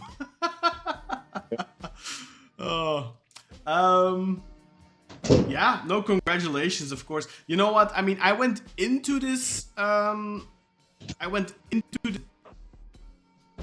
election. Like I said, I always had a preference for Yücel for specific reasons, but I went into the election with more of an opinion of I like Yücel, but I really wanna give Adali the chance, if that makes sense. Yeah. But he actually managed to convince me that he's not really the best bet, and I became more and more pro Yücel as time went on. But I'm gonna go back to my original opinion on it, and I'm just gonna say, you know what? He has stepped up 3 times in the past during a difficult period. He is responsible partially for a lot of the issues, I think, financial issues of the club, because of his involvement in the Demirören era. I think he has some, and the involvement in those Portuguese transfers and stuff like that. And if what you're saying is true, Cathal, with the UEFA ban, so he definitely has a lot of responsibility. But you cannot say that he ran away from his responsibility. He has ran 4 times in total now. The previous 3 times, I don't remember the first time, but the last 2 at least were under very difficult circumstances. He ran against Ahmet Nurçebi and he ran against Hasan Arat in a time when the club was in a very bad position financially, sportively. So he has stepped up to the plate multiple times. He has been willing to take on responsibility, and I'm just gonna look at it through that lens, and I'm gonna say now is your chance to prove that you can do well for the club. I think last year, in terms of financially, that it wasn't that big of a mess, because as far as we know, all the wages were being paid. And Hasan Arat never came out and said the payments were behind when we came in. So that kind of backs up Ahmet Nurçebi's claims. Yeah, but now maybe Carlito can knows this, but I remember when the board union, the bank union thing was signed. I remember. I forget his name. Who I used to do these financial episodes with. Guy from the UK, really nice guy. I forget his. I'm getting older. I'm getting worse at names. I used to do these annual episodes on the Beşiktaş finances, And he was also somebody in the banking world. I forget his name. That's horrible. But anyway, but I can't remember his name either. yeah, it's horrible that I can't remember his name. But so we used to dive into the books and stuff like that. His name was it Jan? Yeah, maybe John. I'm terrible. You know, I can just look in my phone in my WhatsApp and search John. But I think it was John actually. John Okar is John Okar, I think. That's it. Yeah, John Okar. So I used to do these with John Okar, and so when I remember vaguely doing an episode back then, and he was talking about the interest rates at the time, and I remember because to me, somebody living in Belgium, I think that was roughly around the time that we either went for our mortgage or signed our mortgage. And we have a really good mortgage, I'll just put it that way. And I remember him saying that back then the bank loan was 23% interest. And I fell off my chair. I couldn't believe it, how high it was. Mm-hmm. So I don't know what the situation was with the interest rates, let's say 18 months ago. But maybe Ural can answer this in the chat. I don't know, how much was the interest rate, say, in 2023 and in like May or something in Turkey? Because if it was, let's say, 23%, 27%, then it makes a big difference compared to now 50%. Unfortunately, 47.5 because it's been brought down. I don't know if that will apply to our loan as well, but let's call it 50 for easiness sake. So a lot of the the 100%, the 100 million debt increase was broken down, and only 30 million of that 100 million was transfer fees. So the rest was like 50 million interest payments, and then there was like 20 million something else. So like a lot of the financial trouble that this board went through carried over from the previous board. So whenever Arad ran for the presidency, I mean, he like this picture that is being painted that it's the Hassan Arad board that caused this is wrong. That's not correct. It's just not right. Because the majority of the debt increase has nothing to do with Hassan Arad. Not to defend him. He should have found... well, that's his job as the president of Beşiktaş. He should have found ways to compensate and offset those debt increases, and he couldn't. Let's hope that Serdal Adali can. I think Hüseyin Yücel had a good plan to do so. Had a bunch of new sponsors signed up, 86 million or at least 80 million coming in. Yeah, that's a lot of money over the next 3 years. And I really hope that Serdal Adali is going to be able to find very similar numbers while able to get us out of the bank union agreement and working on that real estate project. So I'm very curious to see what he's going to do. But I still stand by what I was saying earlier, that I think Adali stepped up in difficult situations, difficult times. And I want to give him credit for that. And I hope this time now that he's getting the opportunity now, I hope that his plans work out. Hopefully, man. Because if they don't, it just means that it's, well, at least 5 months of more pain for us. And then obviously we have another election in May, end of May, I think. So let's just hope that he does well and he can have at least a successful 3.5 years. Then if he wants to continue, if he's doing well, of course, that's fine. If he wants to leave it, pass it on to someone else. But yeah, man, hopefully he does well. Let's just get back to the comments. Kalito is saying, Marve is proudly standing behind Adali during his acceptance speech. I mean, that's kind of what you expect, don't you? Yeah. So there's nothing, we can't say anything about that. I think we have to just accept it now, and we just have to give her a fair chance. Hopefully she doesn't prove to be a mole. And let's just, at the end of the day, we all have friends who are Galatasaray fans, who are Fenerbahce fans, and we love them despite we love them despite their handicap, right? So maybe we can learn to appreciate Merve if she does good things for Beşiktaş. She does good jobs, obviously, man. Like, yeah, I'm grateful, but I'm still not happy with at least ex-Galatasaray fan me on this board, man. I'm not happy with it at all. But there's nothing we can do now, so just need to... don't let it turn into your second Gaziantepspor, Kartal. Yeah. Let's do Genghis Khan's comment. Adali has, for example, done a good job with the TJK.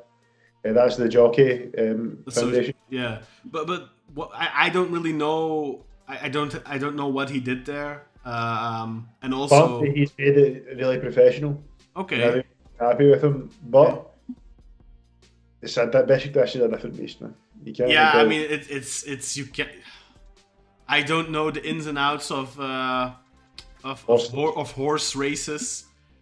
Yeah, neither do I. But like, I mean, you have to keep in mind that is not a sport that is constantly in the media's eye. The pressure is not the same. But yeah, if he professionalized it, that's a good sign, and hopefully he can do the same for the club. I think that is something we really have to hope for, that we are going to get in. Like, that is what we wanted with Hassan Arad. And this is what we expected with Hassan Arad. Yeah, exactly. That he was going to come in and he was going to professionalize the club, and he did the exact opposite. So let's hope now that Serdal Adali is a strong enough leader, a strong enough Başkan to keep everyone behind him in check, keep the egos in check, and that he can form a professional working environment for whoever, that's going to be the next question we're going to get to, but whoever is going to come in as the coach. I don't care if it's Sergen, if it's Arda, if it's Roger Schmidt, I don't care who it's going to be, but whoever it's going to be, if they succeed or fail, it needs to be their own doing. It cannot be outside interference. They need to get a professional and a stable working environment, and then we can judge those people based on what they did, their performance. I don't want another Giovanni van Bronckhorst where we're left with the question marks of what if he had a stable working environment. Yeah, that's so important, man. That's one of the most important things. I mean, who knows, man? Maybe Serdal Adali should bring back Gio. Give him another shot. Yeah, that's definitely gonna happen. I mean, I wouldn't be first against action. that, man. Huh? I wouldn't be against it. I mean, if you bring him back and say, hey, you know that compensation fee you got? How about you come work for it? If it could be done like that, where he doesn't get any extra payment, yeah, sure. I'm good with that until May. I've come around on it. I was very much no, he has to go now. But no, if it's gonna be him or Serdar Toprak Tepe until May, then I'll take Gio. In your defence, Can, there's been a lot of stuff. There's been a lot of stones unturned since you said that. I mean, we knew about wage payment issues, but the fact that the president openly admitted that the board got too involved in his work, got involved in it, and basically ruined it for him. I mean, Hüseyin Yücel says that he believes that if they gave him a proper environment, that he could have stayed at Beşiktaş for years. By the way, question: the thing that happened today with Mete Vardar at the elections, does that for you kind of liberate you a little bit, in the sense that, okay, maybe not the worst thing in the world that Adala won, because if Yücel would have won, this guy would have been on the board, and if this is how he's going to behave at the election, how is he going to behave if he gets a little bit more power behind the scenes? I don't know. I always had a relatively decent impression from Mete Vardar. I know a lot of people don't like him and his father. I don't really know why. I don't. I think we know now, man. The guy just can't control himself. He slapped his own son. I wonder why though. Maybe he said something. And he was arguing with, was it Hakan Dartaban? Yeah, that maybe his son yelled like a profanity and he like slapped him like, you can't say that. We're in a public space or something. Yeah, and then he was also like kind of like squaring up. In Scotland, in Glasgow, we call it squaring up. Kind of getting aggressive with Bernardo Slow as if he was going to fight him. Well, you know what? I mean, I really want a board where I don't have to do mental gymnastics to defend them. Because like last year, right off the bat, first thing they did, boom, all those Cadro Disci decisions. And you, Kartel, at the time, you were really, really against it. I defended it. And there's been more things like that where I feel like they did stuff where I defended it. And I don't want to have to defend this. I don't want to have to defend stuff like that. Like, yeah, I mean, from what you're saying, Can, is it basically sounds like you actually agreed with me all along, but you just wanted to give them the benefit of the doubt. I wanted to give them the benefit of the doubt. I so wanted to be wrong. I wanted to sweep their little transgressions under the rug and think, oh, but you know, let's just chill. Okay, that's maybe not good. That's not a good look, but let's hope that. And look, I think certain people should have been dropped from the squad. If you remember back then, Rachid Ghazal was one of them, and I did not agree with that. I understood Aboubakar, I understood Rosier, I did not understand Ghazal. Hello, by the way, to Abdourazak. Abdourazak Gunesh. Ooh, beautiful name. Abdourazak Gunesh. What a fantastic name. Let's hope the Gunesh Liguner come back. Salam alaikum to you, Abdourazak. Welcome to the...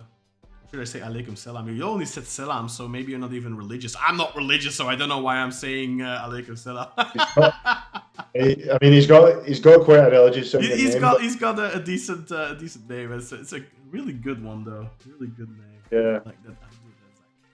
Do you remember that guy who used to play for Rizespor?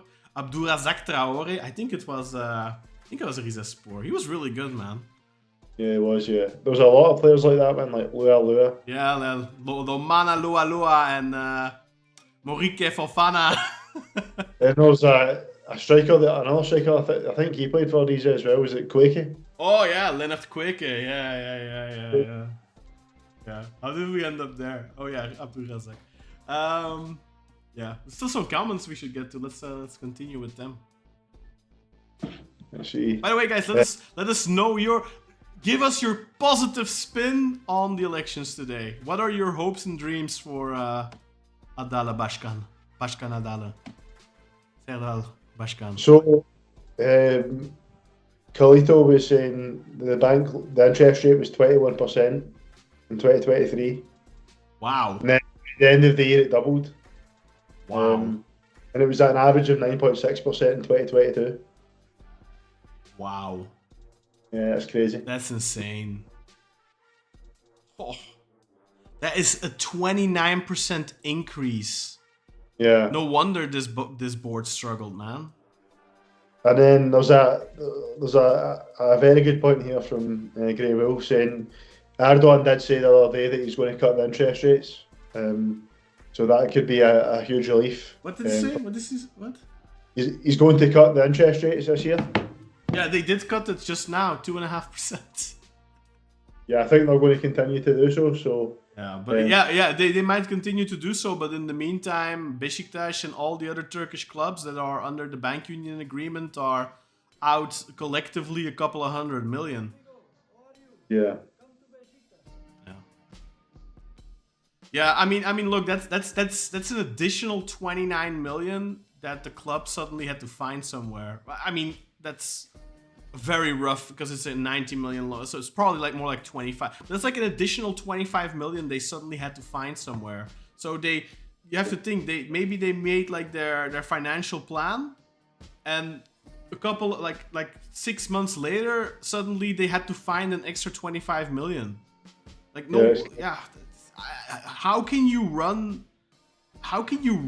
a company, a football club, like in a volatile financial economy like that if you have outstanding loans like this? I don't know, man. Like, there's no wonder the wages weren't getting paid.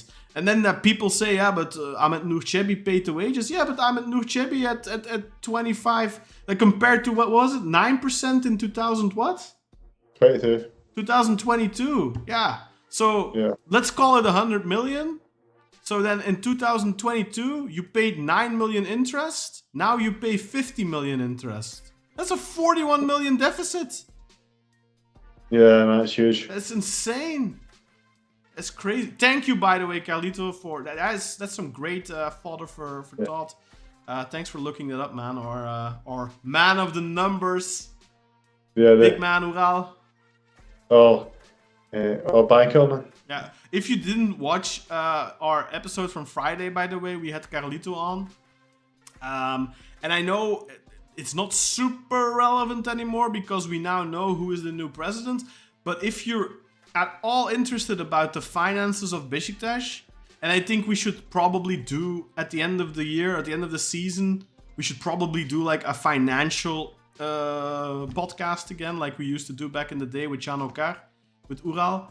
But if you haven't watched it yet and you're interested in the finances of the club a little bit, go and watch that. Maybe fast forward a little bit to the part where we talk about it, but like Ural really had some fantastic insights. He, dove into the financial reports of the club, so all the data he has is straight from the horse's mouth, so to speak. And I know it's very difficult.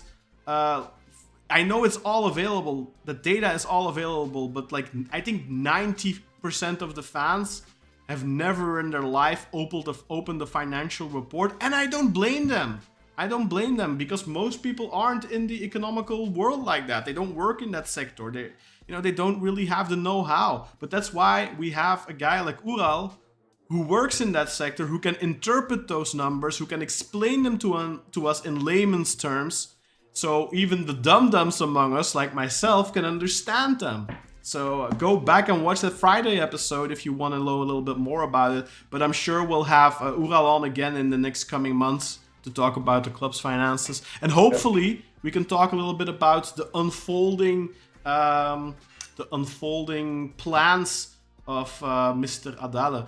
Anything noteworthy coming out of his speech, Kartel? Have you seen anything interesting? I've not seen anything, man. No. Have you looked? I've not really looked for that in particular, man. Okay, I'm gonna have a quick look. In the meantime, guys, if you have anything, a topic or anything, a question, please let us know in the comments so we can dig into that. I'm gonna have a look now at some of the quotes coming out. Fenerbahce have congratulated Serdal Adali. Great. Hüseyin Yücel has made a statement. Let's read Hüseyin Yücel's statement. To the great Beşiktaş community, we held today's extraordinary elective general assembly in a manner befitting our Beşiktaş. It has been seen once again that our Beşiktaş is an important part of Turkish democracy. Beşiktaş was the winner of this election that we held with a record participation of 13,000 plus, by the way. All the effort and struggle I have given so far has been for Beşiktaş. I would like to thank all Beşiktaş fans who believed in me, trusted me, and always supported me. I congratulate Mr. Serdal Adali. He writes Serdar, by the way. I wonder if that's passive aggressive. I feel like every time somebody writes Serdar instead of Serdal, it's like a little jab. Who was nominated and elected president by the approval of our Congress members during this difficult period. I didn't become a Beşiktaş fan yesterday, so I won't quit today. I would like it to be known that I will continue to support Beşiktaş wholeheartedly. En büyük Beşiktaş. So that's a nice statement from the losing candidate, Hüseyin Yücel. I'm struggling to find much of what Serdal Adali said. I'm myself as well. So, this is some quotes I've had from after he won. Altogether, we're going to carry Beşiktaş to good, nice days. We're going to bring the community once together again. Beşiktaş is going to get back to the days it deserves. Beşiktaş fans should be relaxed about this. And then there was another one. I'm just scrolling down a wee bit. He says that after the new year, he's going to get all the old presidents together to come and speak. Oh, does that mean also Hassan Arat? I will see. If Hassan Arat kisses the ring, does he not get sued? Yeah, who knows, man? Who knows? Any other quotes? Because there's a quote from Hakan Daltaban I'll read otherwise. I can't see anything else just now, bro. Okay, so Hakan Daltaban, who's on Serdal Adali's board list. Our president Serdal Adali took on football on his own. At first, he will establish a structure there. We have no business in Umranje. Umranje is not our area of responsibility, except for our president saying come and support. Our entire management knows what to do. Everyone is impatient to start or eager. I'm just Google translating this, by the way, not to have to think. So yeah, that's why it sounds a little weird maybe. We are on a duty tomorrow. We don't have time to waste even a day. Our chairman of the board said that we will get the signature authority tomorrow morning. We are on duty early tomorrow morning. That's great news. Also interesting what he's saying there, Kartal. He's saying that other than Serdal Adali, nobody of the board will be involved in football business, indicating that Adali will be setting up that professional environment that you and many others have been clamoring for. Well, that, man, see if he does that, I'll be so happy. But I just don't think that the coach for that kind of setup is Sergej. Yeah, that is something we'll have to get to in a second. Here's, by the way, a picture of the board of Serdal Adali's board. Yeah, I mean, they don't. It's quite funny, man. Actually, apart from Merve and the other lady there, they don't really look too happy, do they? I mean, that's how pictures are sometimes, right? I assume Merve is the one on the right. Yep. Front and center. Oh wait, that's not front. Oh yeah, well. Oh yeah, the guy just left off Adali. Kind of looks like Adali. Don't you think? Not really, bro. To be honest. No, like next to the lady. Come on, like he's also gray and a little chubby. All right, well, congratulations again to all of them. That's great news, though. What Hakan Daltaban, is it Hakan Daltaban is saying? So that's good because it's a lot better than the 6th of January. Oh, that's really good. Yeah, exactly. But also what he's saying about the football branch, very positive. Yeah, let's talk about this was a question, I think. I don't think we answered it yet. I think Grey Wolf asked it about the coaching situation. Oh yeah. Besides Sergen, what coach would you want to come from the Turkish league? As no foreign coach would come to this mess, especially with another election in 6 months. And he asked that question before as well, by the way. Yeah, okay, good. Thank you for asking it, Gal Grey Wolf. That's perfect. Yeah, I'm going to give the microphone to you, Kartal, because I know you have an outspoken opinion on this. Yeah, I've said this before. My candidate would be Arda Turan. Reason being, he's given a hard time to all the big teams so far. It's only actually us that have beaten him. And you could argue whether or not we actually deserve to win that game. But we definitely did not. He beat Eyüpspor. They got a draw against Galatasaray, a draw against Fenerbahçe. Overall, they're doing well on the table. Arda Turan's, he said he's combining the football philosophy of Barcelona and Atletico Madrid together. That's Which means, a weird combination. yeah, which means you can expect some nice attacking football with a solid defence as well. I mean, we all know that a defence is important as well, so that's good. He's Turkish. He's a bit of an arsehole, man, but I think that comes in handy in Turkey.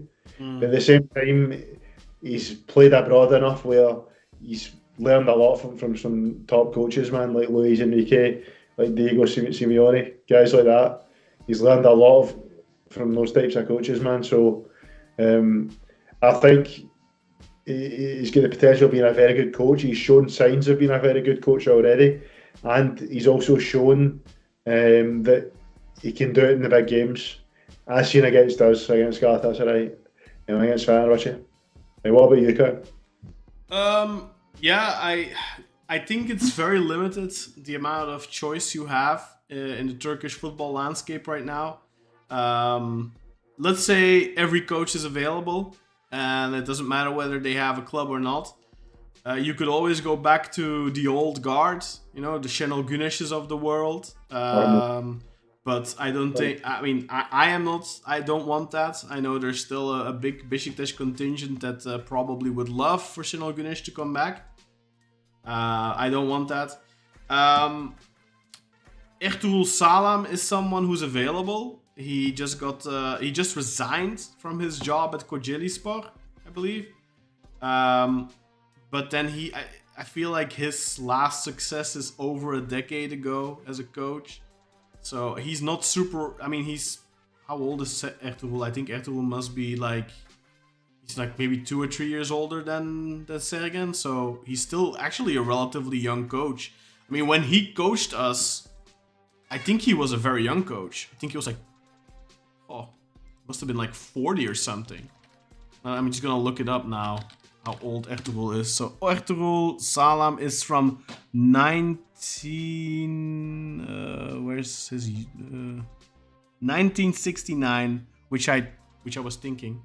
So 1969. So he is what? He's 31. 50. Yeah. So he's how much? 55? Yeah, 55 now. So when he was Beşiktaş coach, how old must he have been when he was Beşiktaş coach? He was our coach in 2007, which was 16 years ago. Yeah. So you're talking, man. The guy 39. Yeah. 39, yeah. So he was 39 years old when he became our coach. I mean, back then he was really like the hot commodity on the Turkish coaching market. Like he had done really well at Kayserispor. And you know what? I liked him as Beşiktaş coach. I thought he did a good job. But of course, I mean, he's 55 now, which is still a fine age. But the problem is he hasn't really been relevant as a coach in Turkish football for, I feel like, close to a decade. Yeah. So that's somebody I always liked Ertuğrul, but yeah, not been relevant, like I said. The only coaches right now who I think are relevant and who I would consider, I have always said on the podcast, I like İlhan Palut. I really like İlhan Palut. The big concern with İlhan Palut is that he has a tendency to lose really bad in the big games. I feel like he has his teams play good football. But with Rizespor especially, I don't think he had this problem at Konya, honestly. But like with Rizespor, he has this tendency of losing 5-0 to Fenerbahce and Galatasaray. So that's not very good. But of course, you have to keep in mind he doesn't have the resources at Rizespor. He doesn't have the material at Rizespor that he would have at Beşiktaş. İlhan Palut is somebody I really like. But is he proven enough? Sometimes as a big club, you need to just be willing to take a risk on a young coach. And I think İlhan Palut has not yet had the opportunity to coach at a medium-sized club. Other than Konyaspor, where he did really well, if you can call them a medium-sized club.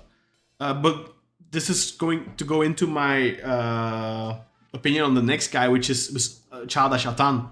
And I think Çağdaş Atan, a very similar young, promising young Turkish coach.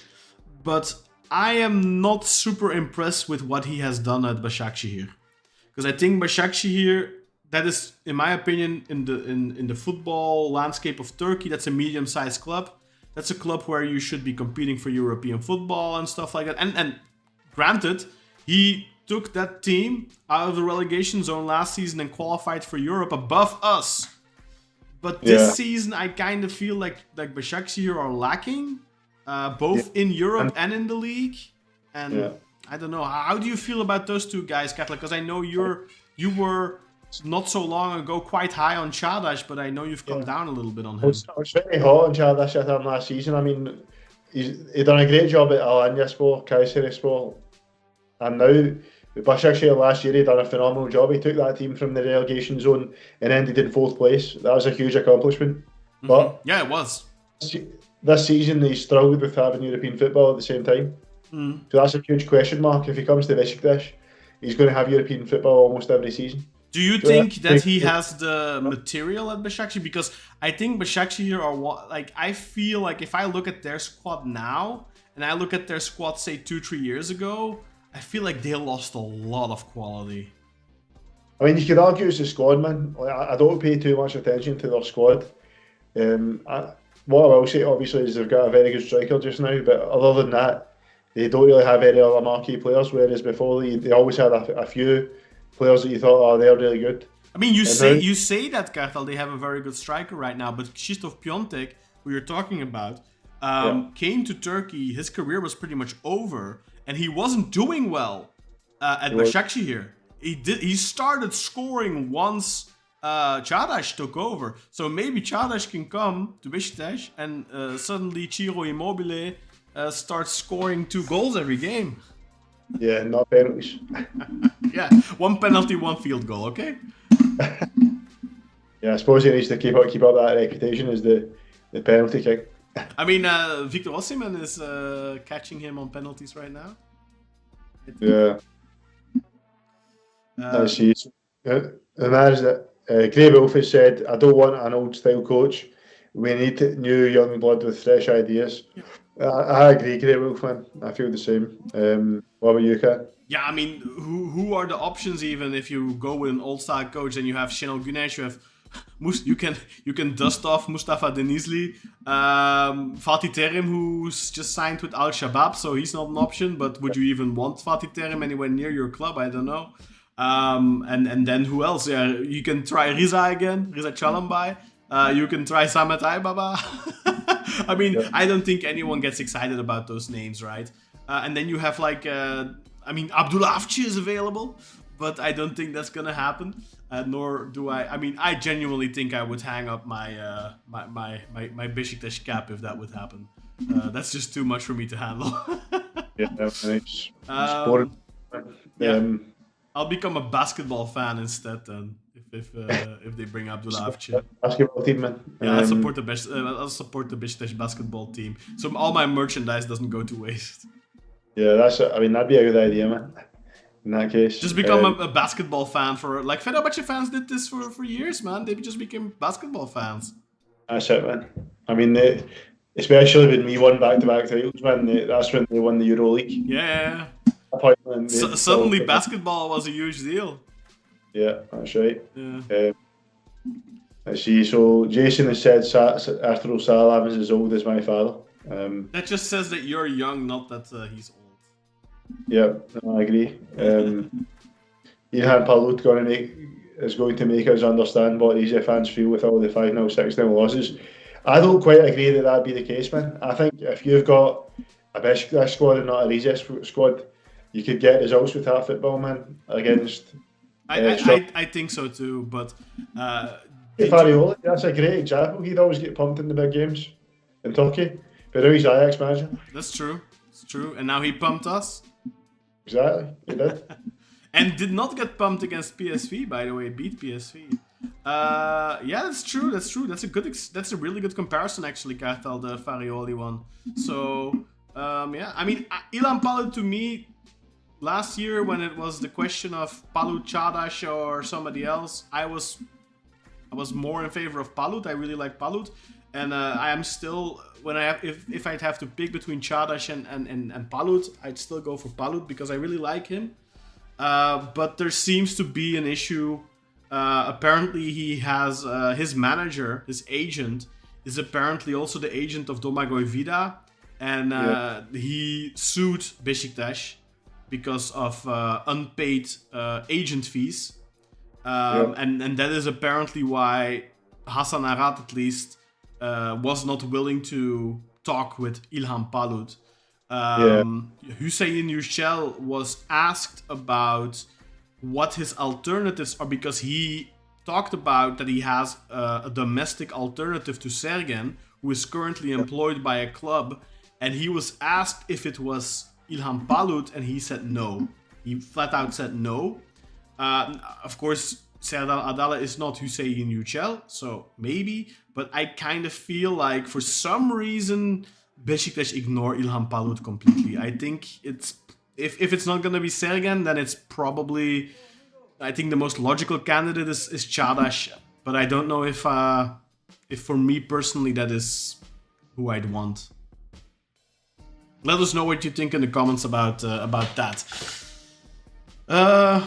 Yeah, I mean, is there anything else you want to talk about? I mean, did we haven't really talked about Sergen. I think Grey Wolf said wanted us to give another option, but we haven't actually talked about Sergen himself. So I am of the opinion either he come. This was my opinion going into the elections like a week, 10 days ago, maybe. I don't know if I still have the same one, honestly, but my opinion was kind of either he comes now or he doesn't come at all. Now I am more like, I don't know if I want him to come at all. Yeah. But I think That's saying something, man. For you guys who don't know, Cannes is the biggest Sergen Yalçın stan there is. I love the football player Sergen Yalçın. I love Sergen. I think he's hilarious. I think he is very intelligent.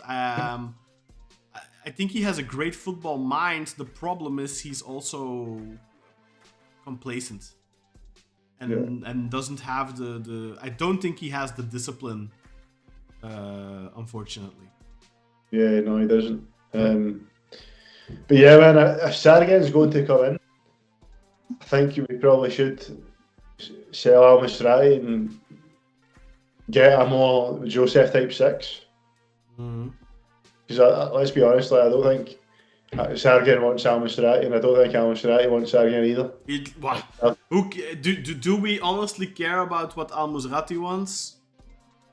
I mean, I think we need to part ways if Sergen comes, for sure. Because Grey Sergen... Wolf says Arda, by the way, and Ömer says pause. I don't know. I don't know what he means by that. Yeah. I think we need to get a Joseph style 6 if Sergen's going to come. I think to make sure when if Sergen comes, you get that Gazelle type player. Definitely. I think you need new fullbacks for Sergen. Yeah. But I think, could Sergen teach Simi the Kyle Larin role? That's what I have in my head. Could he?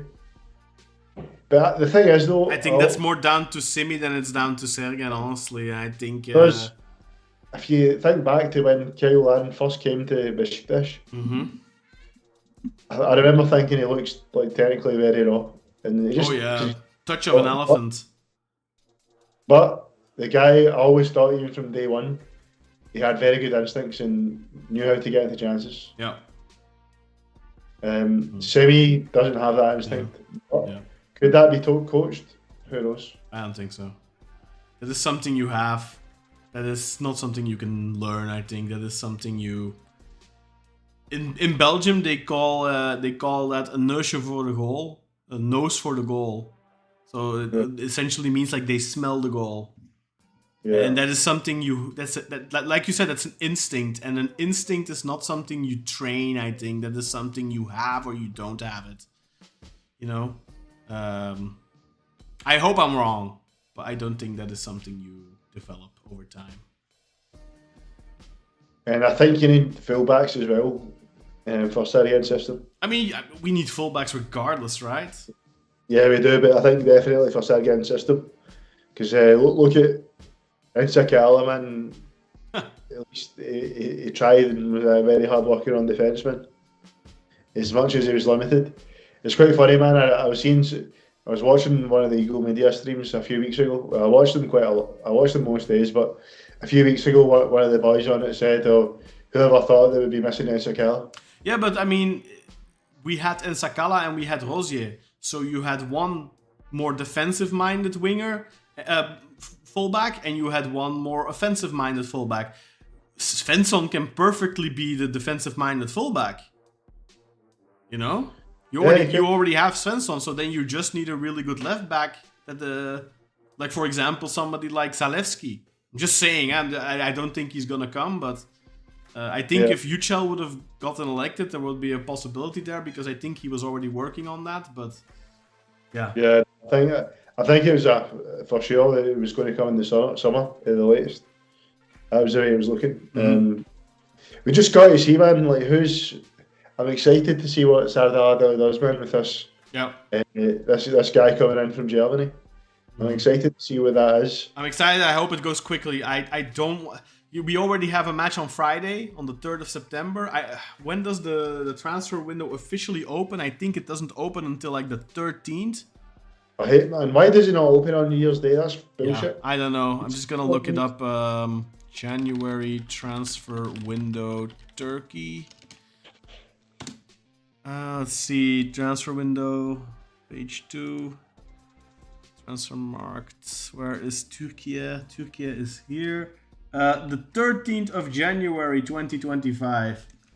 And it runs until the 11th of February, so just under a month. So the 13th of January. So even if... Yeah, we have a bunch of games before that as well, which is so frustrating. Yeah. Like, let me just have a look at my FODMAP because I had our schedule open earlier. Oh, it's closed. Okay, I'll have to open that again then. Beşiktaş, where are you at? There you are. Matches. So, we have on the 3rd of January, we have Rize away. Then we're already in this... Oh, that's the cup. On the 8th of January, we have Sivasspor in the cup. Then on the 11th of January, we have Bodrumspor at home. Well, you know what? Actually, it's fair because that's the conclusion of the first half of the season. And then the first half in the second half of the season, the first match in the second half of the season is on the 18th of January, 5 days after the window opens, and it's against Samsunspor. So it's fair because I don't think you should have new transfers available from January already for remaining games in the first half of the season, if that makes sense. But that's just because of the stupid Nations League, those international breaks that now our first half of the season continues into January. Yeah. That's annoying, man. But it is frustrating that we'll have to wait at the very least. Well, we don't necessarily have to wait for the new transfers. Like, you could already be making them, but but they won't be eligible to play until at least the 18th of January against Samsunspor. So I hope the other windows open quicker, like England and stuff. I'm gonna check that quickly because like I'd like to be able to offload players already, like Ox and stuff. I mean, if you sell... The thing is, if you sell Musrati tomorrow, say you sell him tomorrow, the problem is you won't be able to bring in a replacement, so you'll be stuck having to play with other players. Yeah, but... No. Here's Endo as a 6, so Sadio, play Onana. Yeah. Where is England? Why is it not ranked alphabetically? This is just stupid. Okay. Right, so Belgium opens on the 8th of January. Let's see, England opens on the 1st of January. Okay. So yeah, not in the first, man. That's just it. Yeah. Let's finish the comments and then I think we can call it a day for today. Yeah. Jason has said that he still wants Ian hand-pilled. I mean, that's fair, Jason, man, I understand that. Jason also says, do you guys think former Galatasaray player Arda would want to join us? My answer is yes, he would. If there's no offers from abroad, which reportedly there are. But if there wasn't to be, I think he would come. If Okan's definitely staying at Galatasaray, the reason being, Jason, is because Arda Turan's always had a soft spot for Beşiktaş. He was desperate to come to us. He wanted to come to Beşiktaş when he went to Başakşehir, but for some reason that deal didn't happen. He was even in the dressing room saying, "Gücüne güç katmaya geldik." There's like a video of him saying that. There's a photo of him wearing a Beşiktaş shirt with Seba on the back. He's always talked about his love for Suleiman Seba. Also, just when he's been in the stadium working as a pundit before European games, he's done the eagle claw to our fans. He's never been disrespectful towards Beşiktaş ever. True, and Beşiktaş fans have taunted him like Arda Turan, like when he got scammed by Terim's pyramid scheme. So yeah. No, I think as well. I think if Adali would aggressively approach him and be like, "You're my guy, I want you," I think he would come. I definitely think so. I think so too. I don't even think he would wait to see what happens to Okan in the summer. Because, you know, if Okan wins another title, that would be 3 back-to-back titles for him. There's a distinct possibility that some clubs from Europe might come knocking. He has a history in playing in Serie A, for example, so it's possible that some Italian team might come. Supposedly Roma were already interested now. So there's a possibility for that, but I genuinely think if Adali would go after him aggressively, if he would show the same conviction of working with Arda as he does at working with Sergen, I definitely think Arda would come. And I think if Sergen does not want to come now, there's absolutely no excuse. I think Adali needs to dismiss that then. I understand Sergen if he doesn't want to come now. I 100% understand that, because right now is not an ideal situation for any coach to start.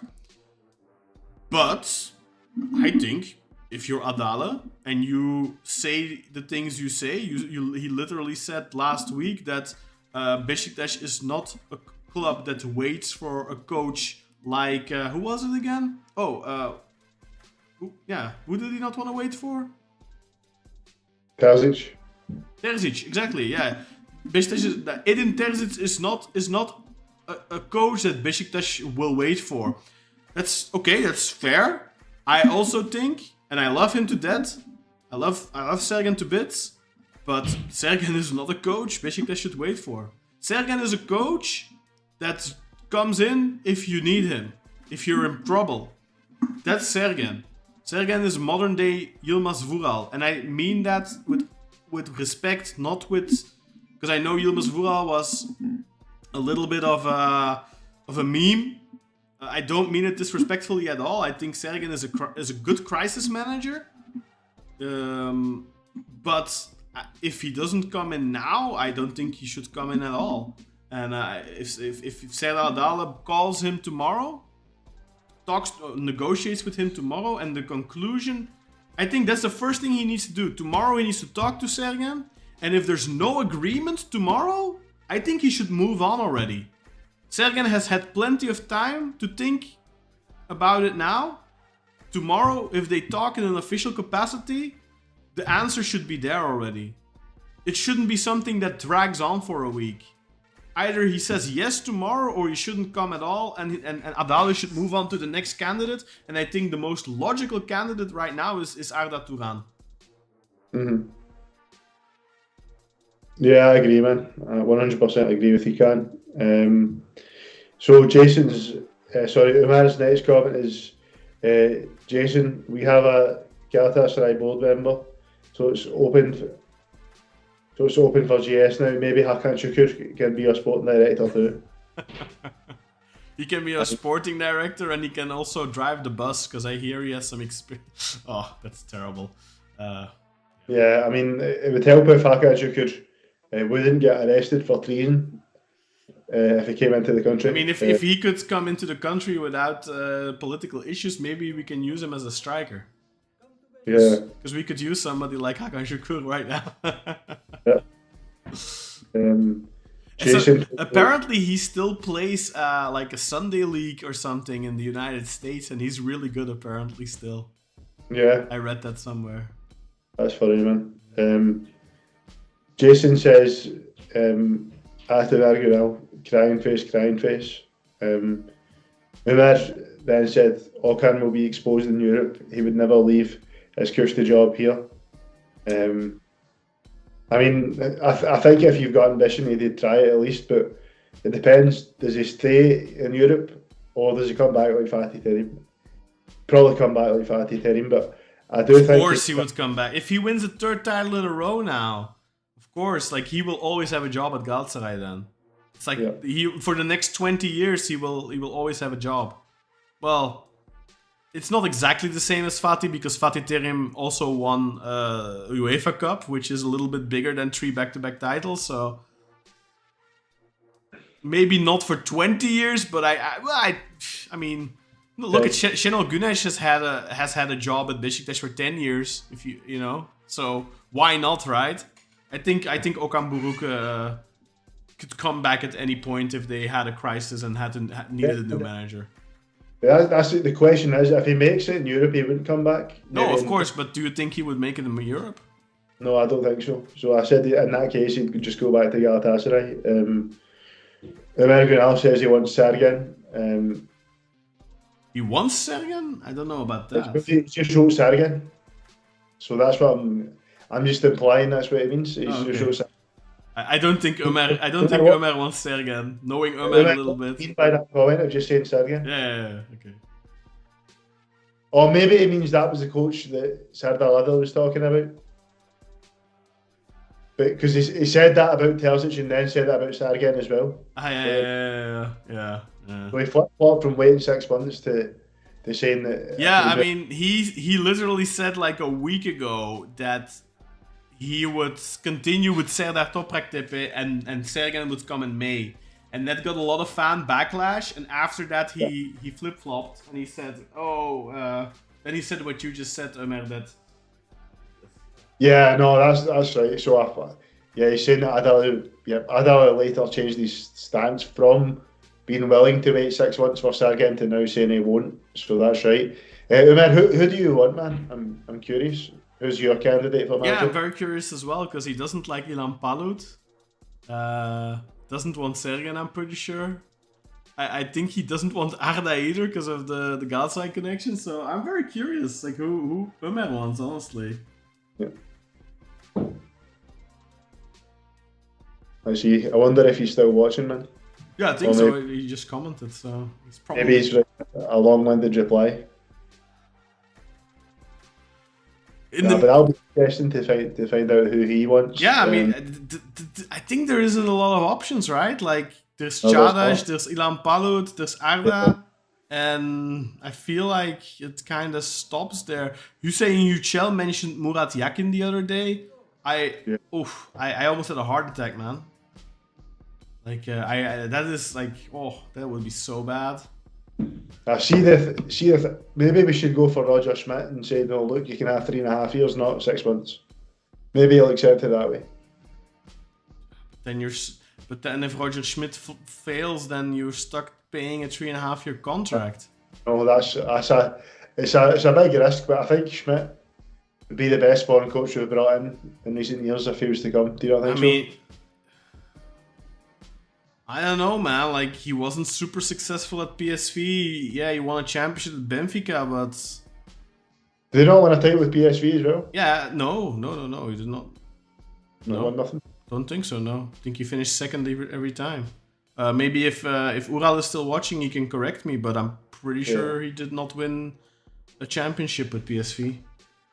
The man says if you could bring anyone, it would be Ruben Amorim. Yeah. You know what? He's just- I mean, you know who I would bring if I could bring anyone. You know who, Kartal? If it could be anyone, Yeah. well, Hansi Flick or something. Sergio Conceição, man. That's it. That's That's my good. guy. And they should go for him, man. Give him a thing. He's and a half year. free. Yeah, I should. If I had Serdal Adali's phone number, I would WhatsApp him and I would just write Sergio Conceição. Just every day. Every day, And just send him one message, Sergio Conceição. and maybe add Sergio Conceição, man. I mean, he already has the connections with Jorge Mendes, right? Surely he can figure something out to bring Sergio Conceição. Yeah. TOHK said Hispanic Cartel. Oh, Just can't hate him. TOHK, what are you saying, bro? And welcome to the stream. Please don't forget to like, comment, and subscribe. Hit that subscribe button. But no, not Ismail Eagle. Come on, man. No. I mean, first and foremost, like, that guy is like true Fenerbahce. I know we were saying, like, Arda Turan, like, he's also, he's a Galatasaray guy, of course. But, I mean, at least he has, like, a really big career and he has worked with some of the best coaches in the world. Ismail Kartal. I know people like the football he was playing at last season with Fenerbahce in the first half of the season in particular, but I mean, look at his coaching career, man. Like, his only decent stints are at Fenerbahce.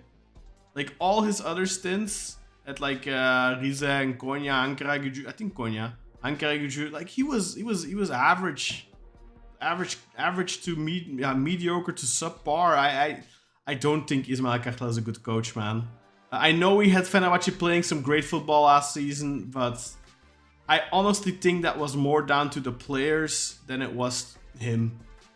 And I also think that them choking in the second half of the season, because I feel like that's what they did, I think that was also down to him. I don't know. I think you can argue that he had players like Szymanski play really, really well and above what they're capable of, but realistically, I mean, he was still there in the second half of the season as a coach when Szymanski didn't perform anymore at all. So I would argue those players just performed really, really well, peaked early, and that was just their own thing, and they just haven't peaked since. Yeah. That's what I would argue. I'd say Schmidt won only 2 cups with PSV, no championship. Yeah, that's what I thought. Granted, he did not have the best team in the league. He had a good team. He had with PSV. He had what's his name again? The German international that scored a goal in the World Cup final. Götze. Mario Götze. Yeah, Mario Götze. He kind of rehabilitated Mario Götze at PSV. So he had a good team, don't get me wrong, but Ajax had a better team. So it's not a disgrace. That was best, wasn't it? When Smith was manager of PSV. Sorry? That was when Ajax were at their best, wasn't it? Yeah, I would say so. Yeah, that was I think the end of Erik ten Hag. I think. Because after Schmidt came Ruud van Nistelrooy, I believe. So, yeah. I mean, he didn't do a bad job, Roger Schmidt. And I think the Telegraaf, in particular, went after him quite aggressively in a almost Turkish xenophobic way of foreign coaches in the Netherlands are not allowed kind of like in Turkey, where it's like, oh, if you're a foreign coach, you or immediately have like 2 strikes against you when you come in, It was kind of the same with the Telegraaf with Roger Schmidt, I think, if I remember correctly. But at the end of the day, I mean, he does play a fun brand of football. High press, high intensity. It's what we were seeing in the beginning of the season with Giovanni van Bronckhorst, essentially. But then sustained. I think he would love to work with a guy like Jetson, for example. Like, on paper, Roger Schmidt would be a fun coach. I just don't know if This squad could play that style. The squad. There has to be a reason why we stopped that so quickly under Gio. Maybe the players just weren't the spot. Maybe the players, because obviously like sports science will look at the players' stats and like how they're coping with the work. Yeah. Maybe physically the players weren't coping well with that, and that's why we had to revert from that so quickly. Maybe would be a very interesting question to ask somebody with a sports science background. Kartal? Yeah, no, definitely, man. Let's hope we can find someone like that. I think that'll do it for this episode, guys. Thank you very much for tuning in to the Black Eagles podcast. Congratulations again to our new president, Serdal Adali. We are all behind you, Mr. Tebrikler Serdal Başkan. Tebrikler Serdal Başkan, indeed. We are behind you. I am not going to act like I was always behind you. I most certainly was not. Please prove me wrong. I beg of you. I genuinely want you to prove me wrong. I just want to be able to watch Beşiktaş, enjoy myself, not get more gray hairs, because I have plenty already. Yeah. I don't want any more in the coming months, or not an exuberant amount at least. Yeah. Please give us joy again. I think we all want joy in watching our Beşiktaş again. Give us an excuse to buy all the merchandise every year. Make us proud to wear it out on the streets, because we wear it each and every day. In that light, go to kartaljuvasi.eu, order yourself some merch. Go to kartaljuvasi.com.tr, order yourself some merch. Sign up for the super app. If you have a TC Kimlik number, you can now sign up as well if you're abroad. Unfortunately, if you don't have a Turkish TC Kimlik, you cannot sign up yet. I hope they fix that in the coming months. I think it's a little unfortunate like that you need that. But go and sign up to the super app if you haven't already. That's the best way to support the club, to support Beşiktaş. If you want to support the Black Eagles podcast, you appreciate what we do, and you want to help us to continuing to do what we're doing, go to our Patreon page, patreon.com/Beşiktaş podcast. Become a VIP member. It just costs $1.99 per month. But there's a 7-day free trial.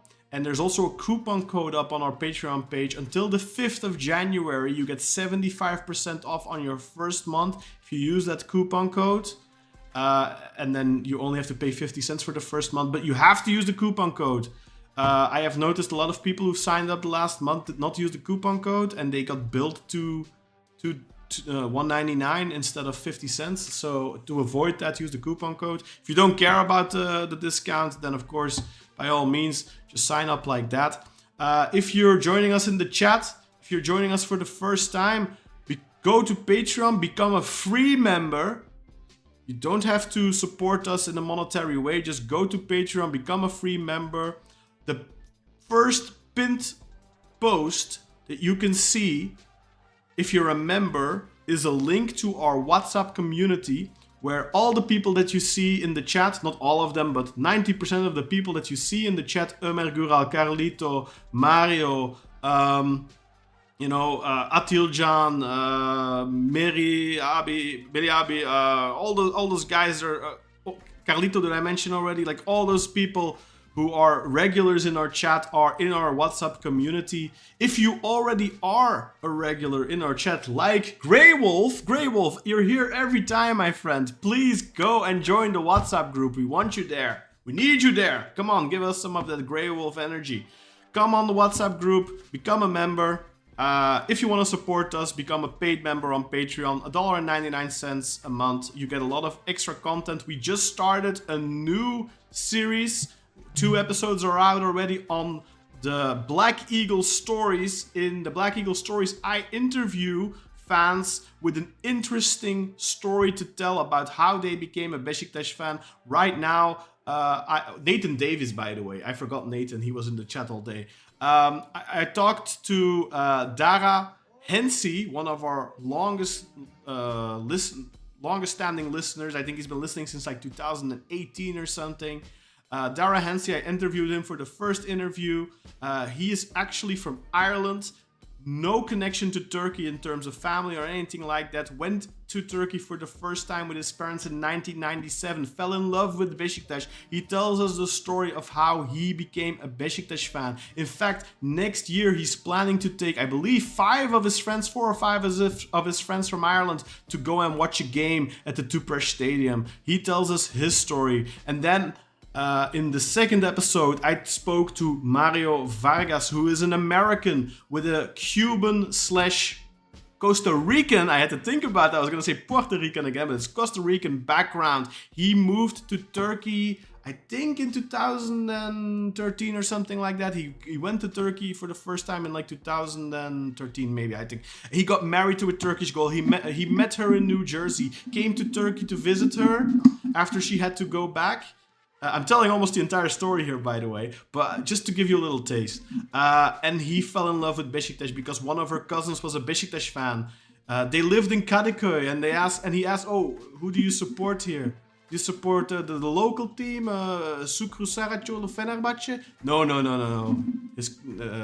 And he took him, and his now wife's cousin took him to a game in the old İnönü Stadium. So he actually, Mario Vargas, watched games both in the old İnönü Stadium and at the new Vodafone/Tüpraş Stadium. He tells his entire story that I have much more than I have already told now. Trust me, it's definitely worth it. So that is on there already. If you actually have an interesting story, if you feel like you do, you don't have to be American or Canadian or Irish or Australian. You can be Turkish, living in Turkey. You can be Turkish, living in Germany. I don't care. If you feel like you've got an interesting story to tell, let me know and we can do a Black Eagle Stories on you. But that is extra content exclusive to Patreon for now. Those episodes will eventually make their way to YouTube, but they're not time sensitive. So I'm going to put those out during like down periods when there isn't a lot of content, when there aren't any games to talk about and stuff like that. And other than that, we have a weekly VIP podcast where I usually talk to myself, but sometimes I talk to Kartal. I hope to be able to talk to Ural in the near future, maybe about some financial stuff or just some other stuff. We'll see. I haven't had Sinan on the VIP podcast yet, but I'm sure we'll find a time to get Sinan on at some point as well. So go and check out the VIP podcast by becoming a Patreon member as well. So check that out. And I think other than that, I don't know if we will be doing another episode before the Rize game, but there will definitely be a VIP podcast. But I don't really know if there's anything, unless something huge happens, something massive happens, like say Serdal Adali signs 2 players and a new sporting director and a new coach. Maybe we'll have to do an episode then. But other than that, bro. Sorry. You mean not sporting director? Not sporting director. Very true, Kartal. Very true. I think that's it for me. So, Kartal, you can do the honors today in Sinan's absence to take us out. I mean, so the election's just done. Serdal Adali is the new president. Hopefully, we've got some good times ahead. We've got Rizespor on Friday. Hopefully, that'll be a nice win for us. We'll see some familiar faces in that game. Amir Hadžimetović, Rashid Ghazal playing for the opposition. Hopefully we can start the Serdal Adali era in good fashion. And then hopefully we find out who this not sporting director is. And we announce our coach and get some new signings in ASAP. And hopefully that can be a launching pad to a successful second half of the season.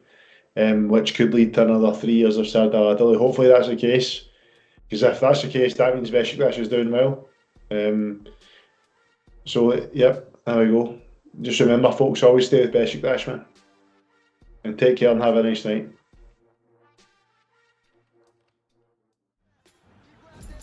Special thanks to our Patreons.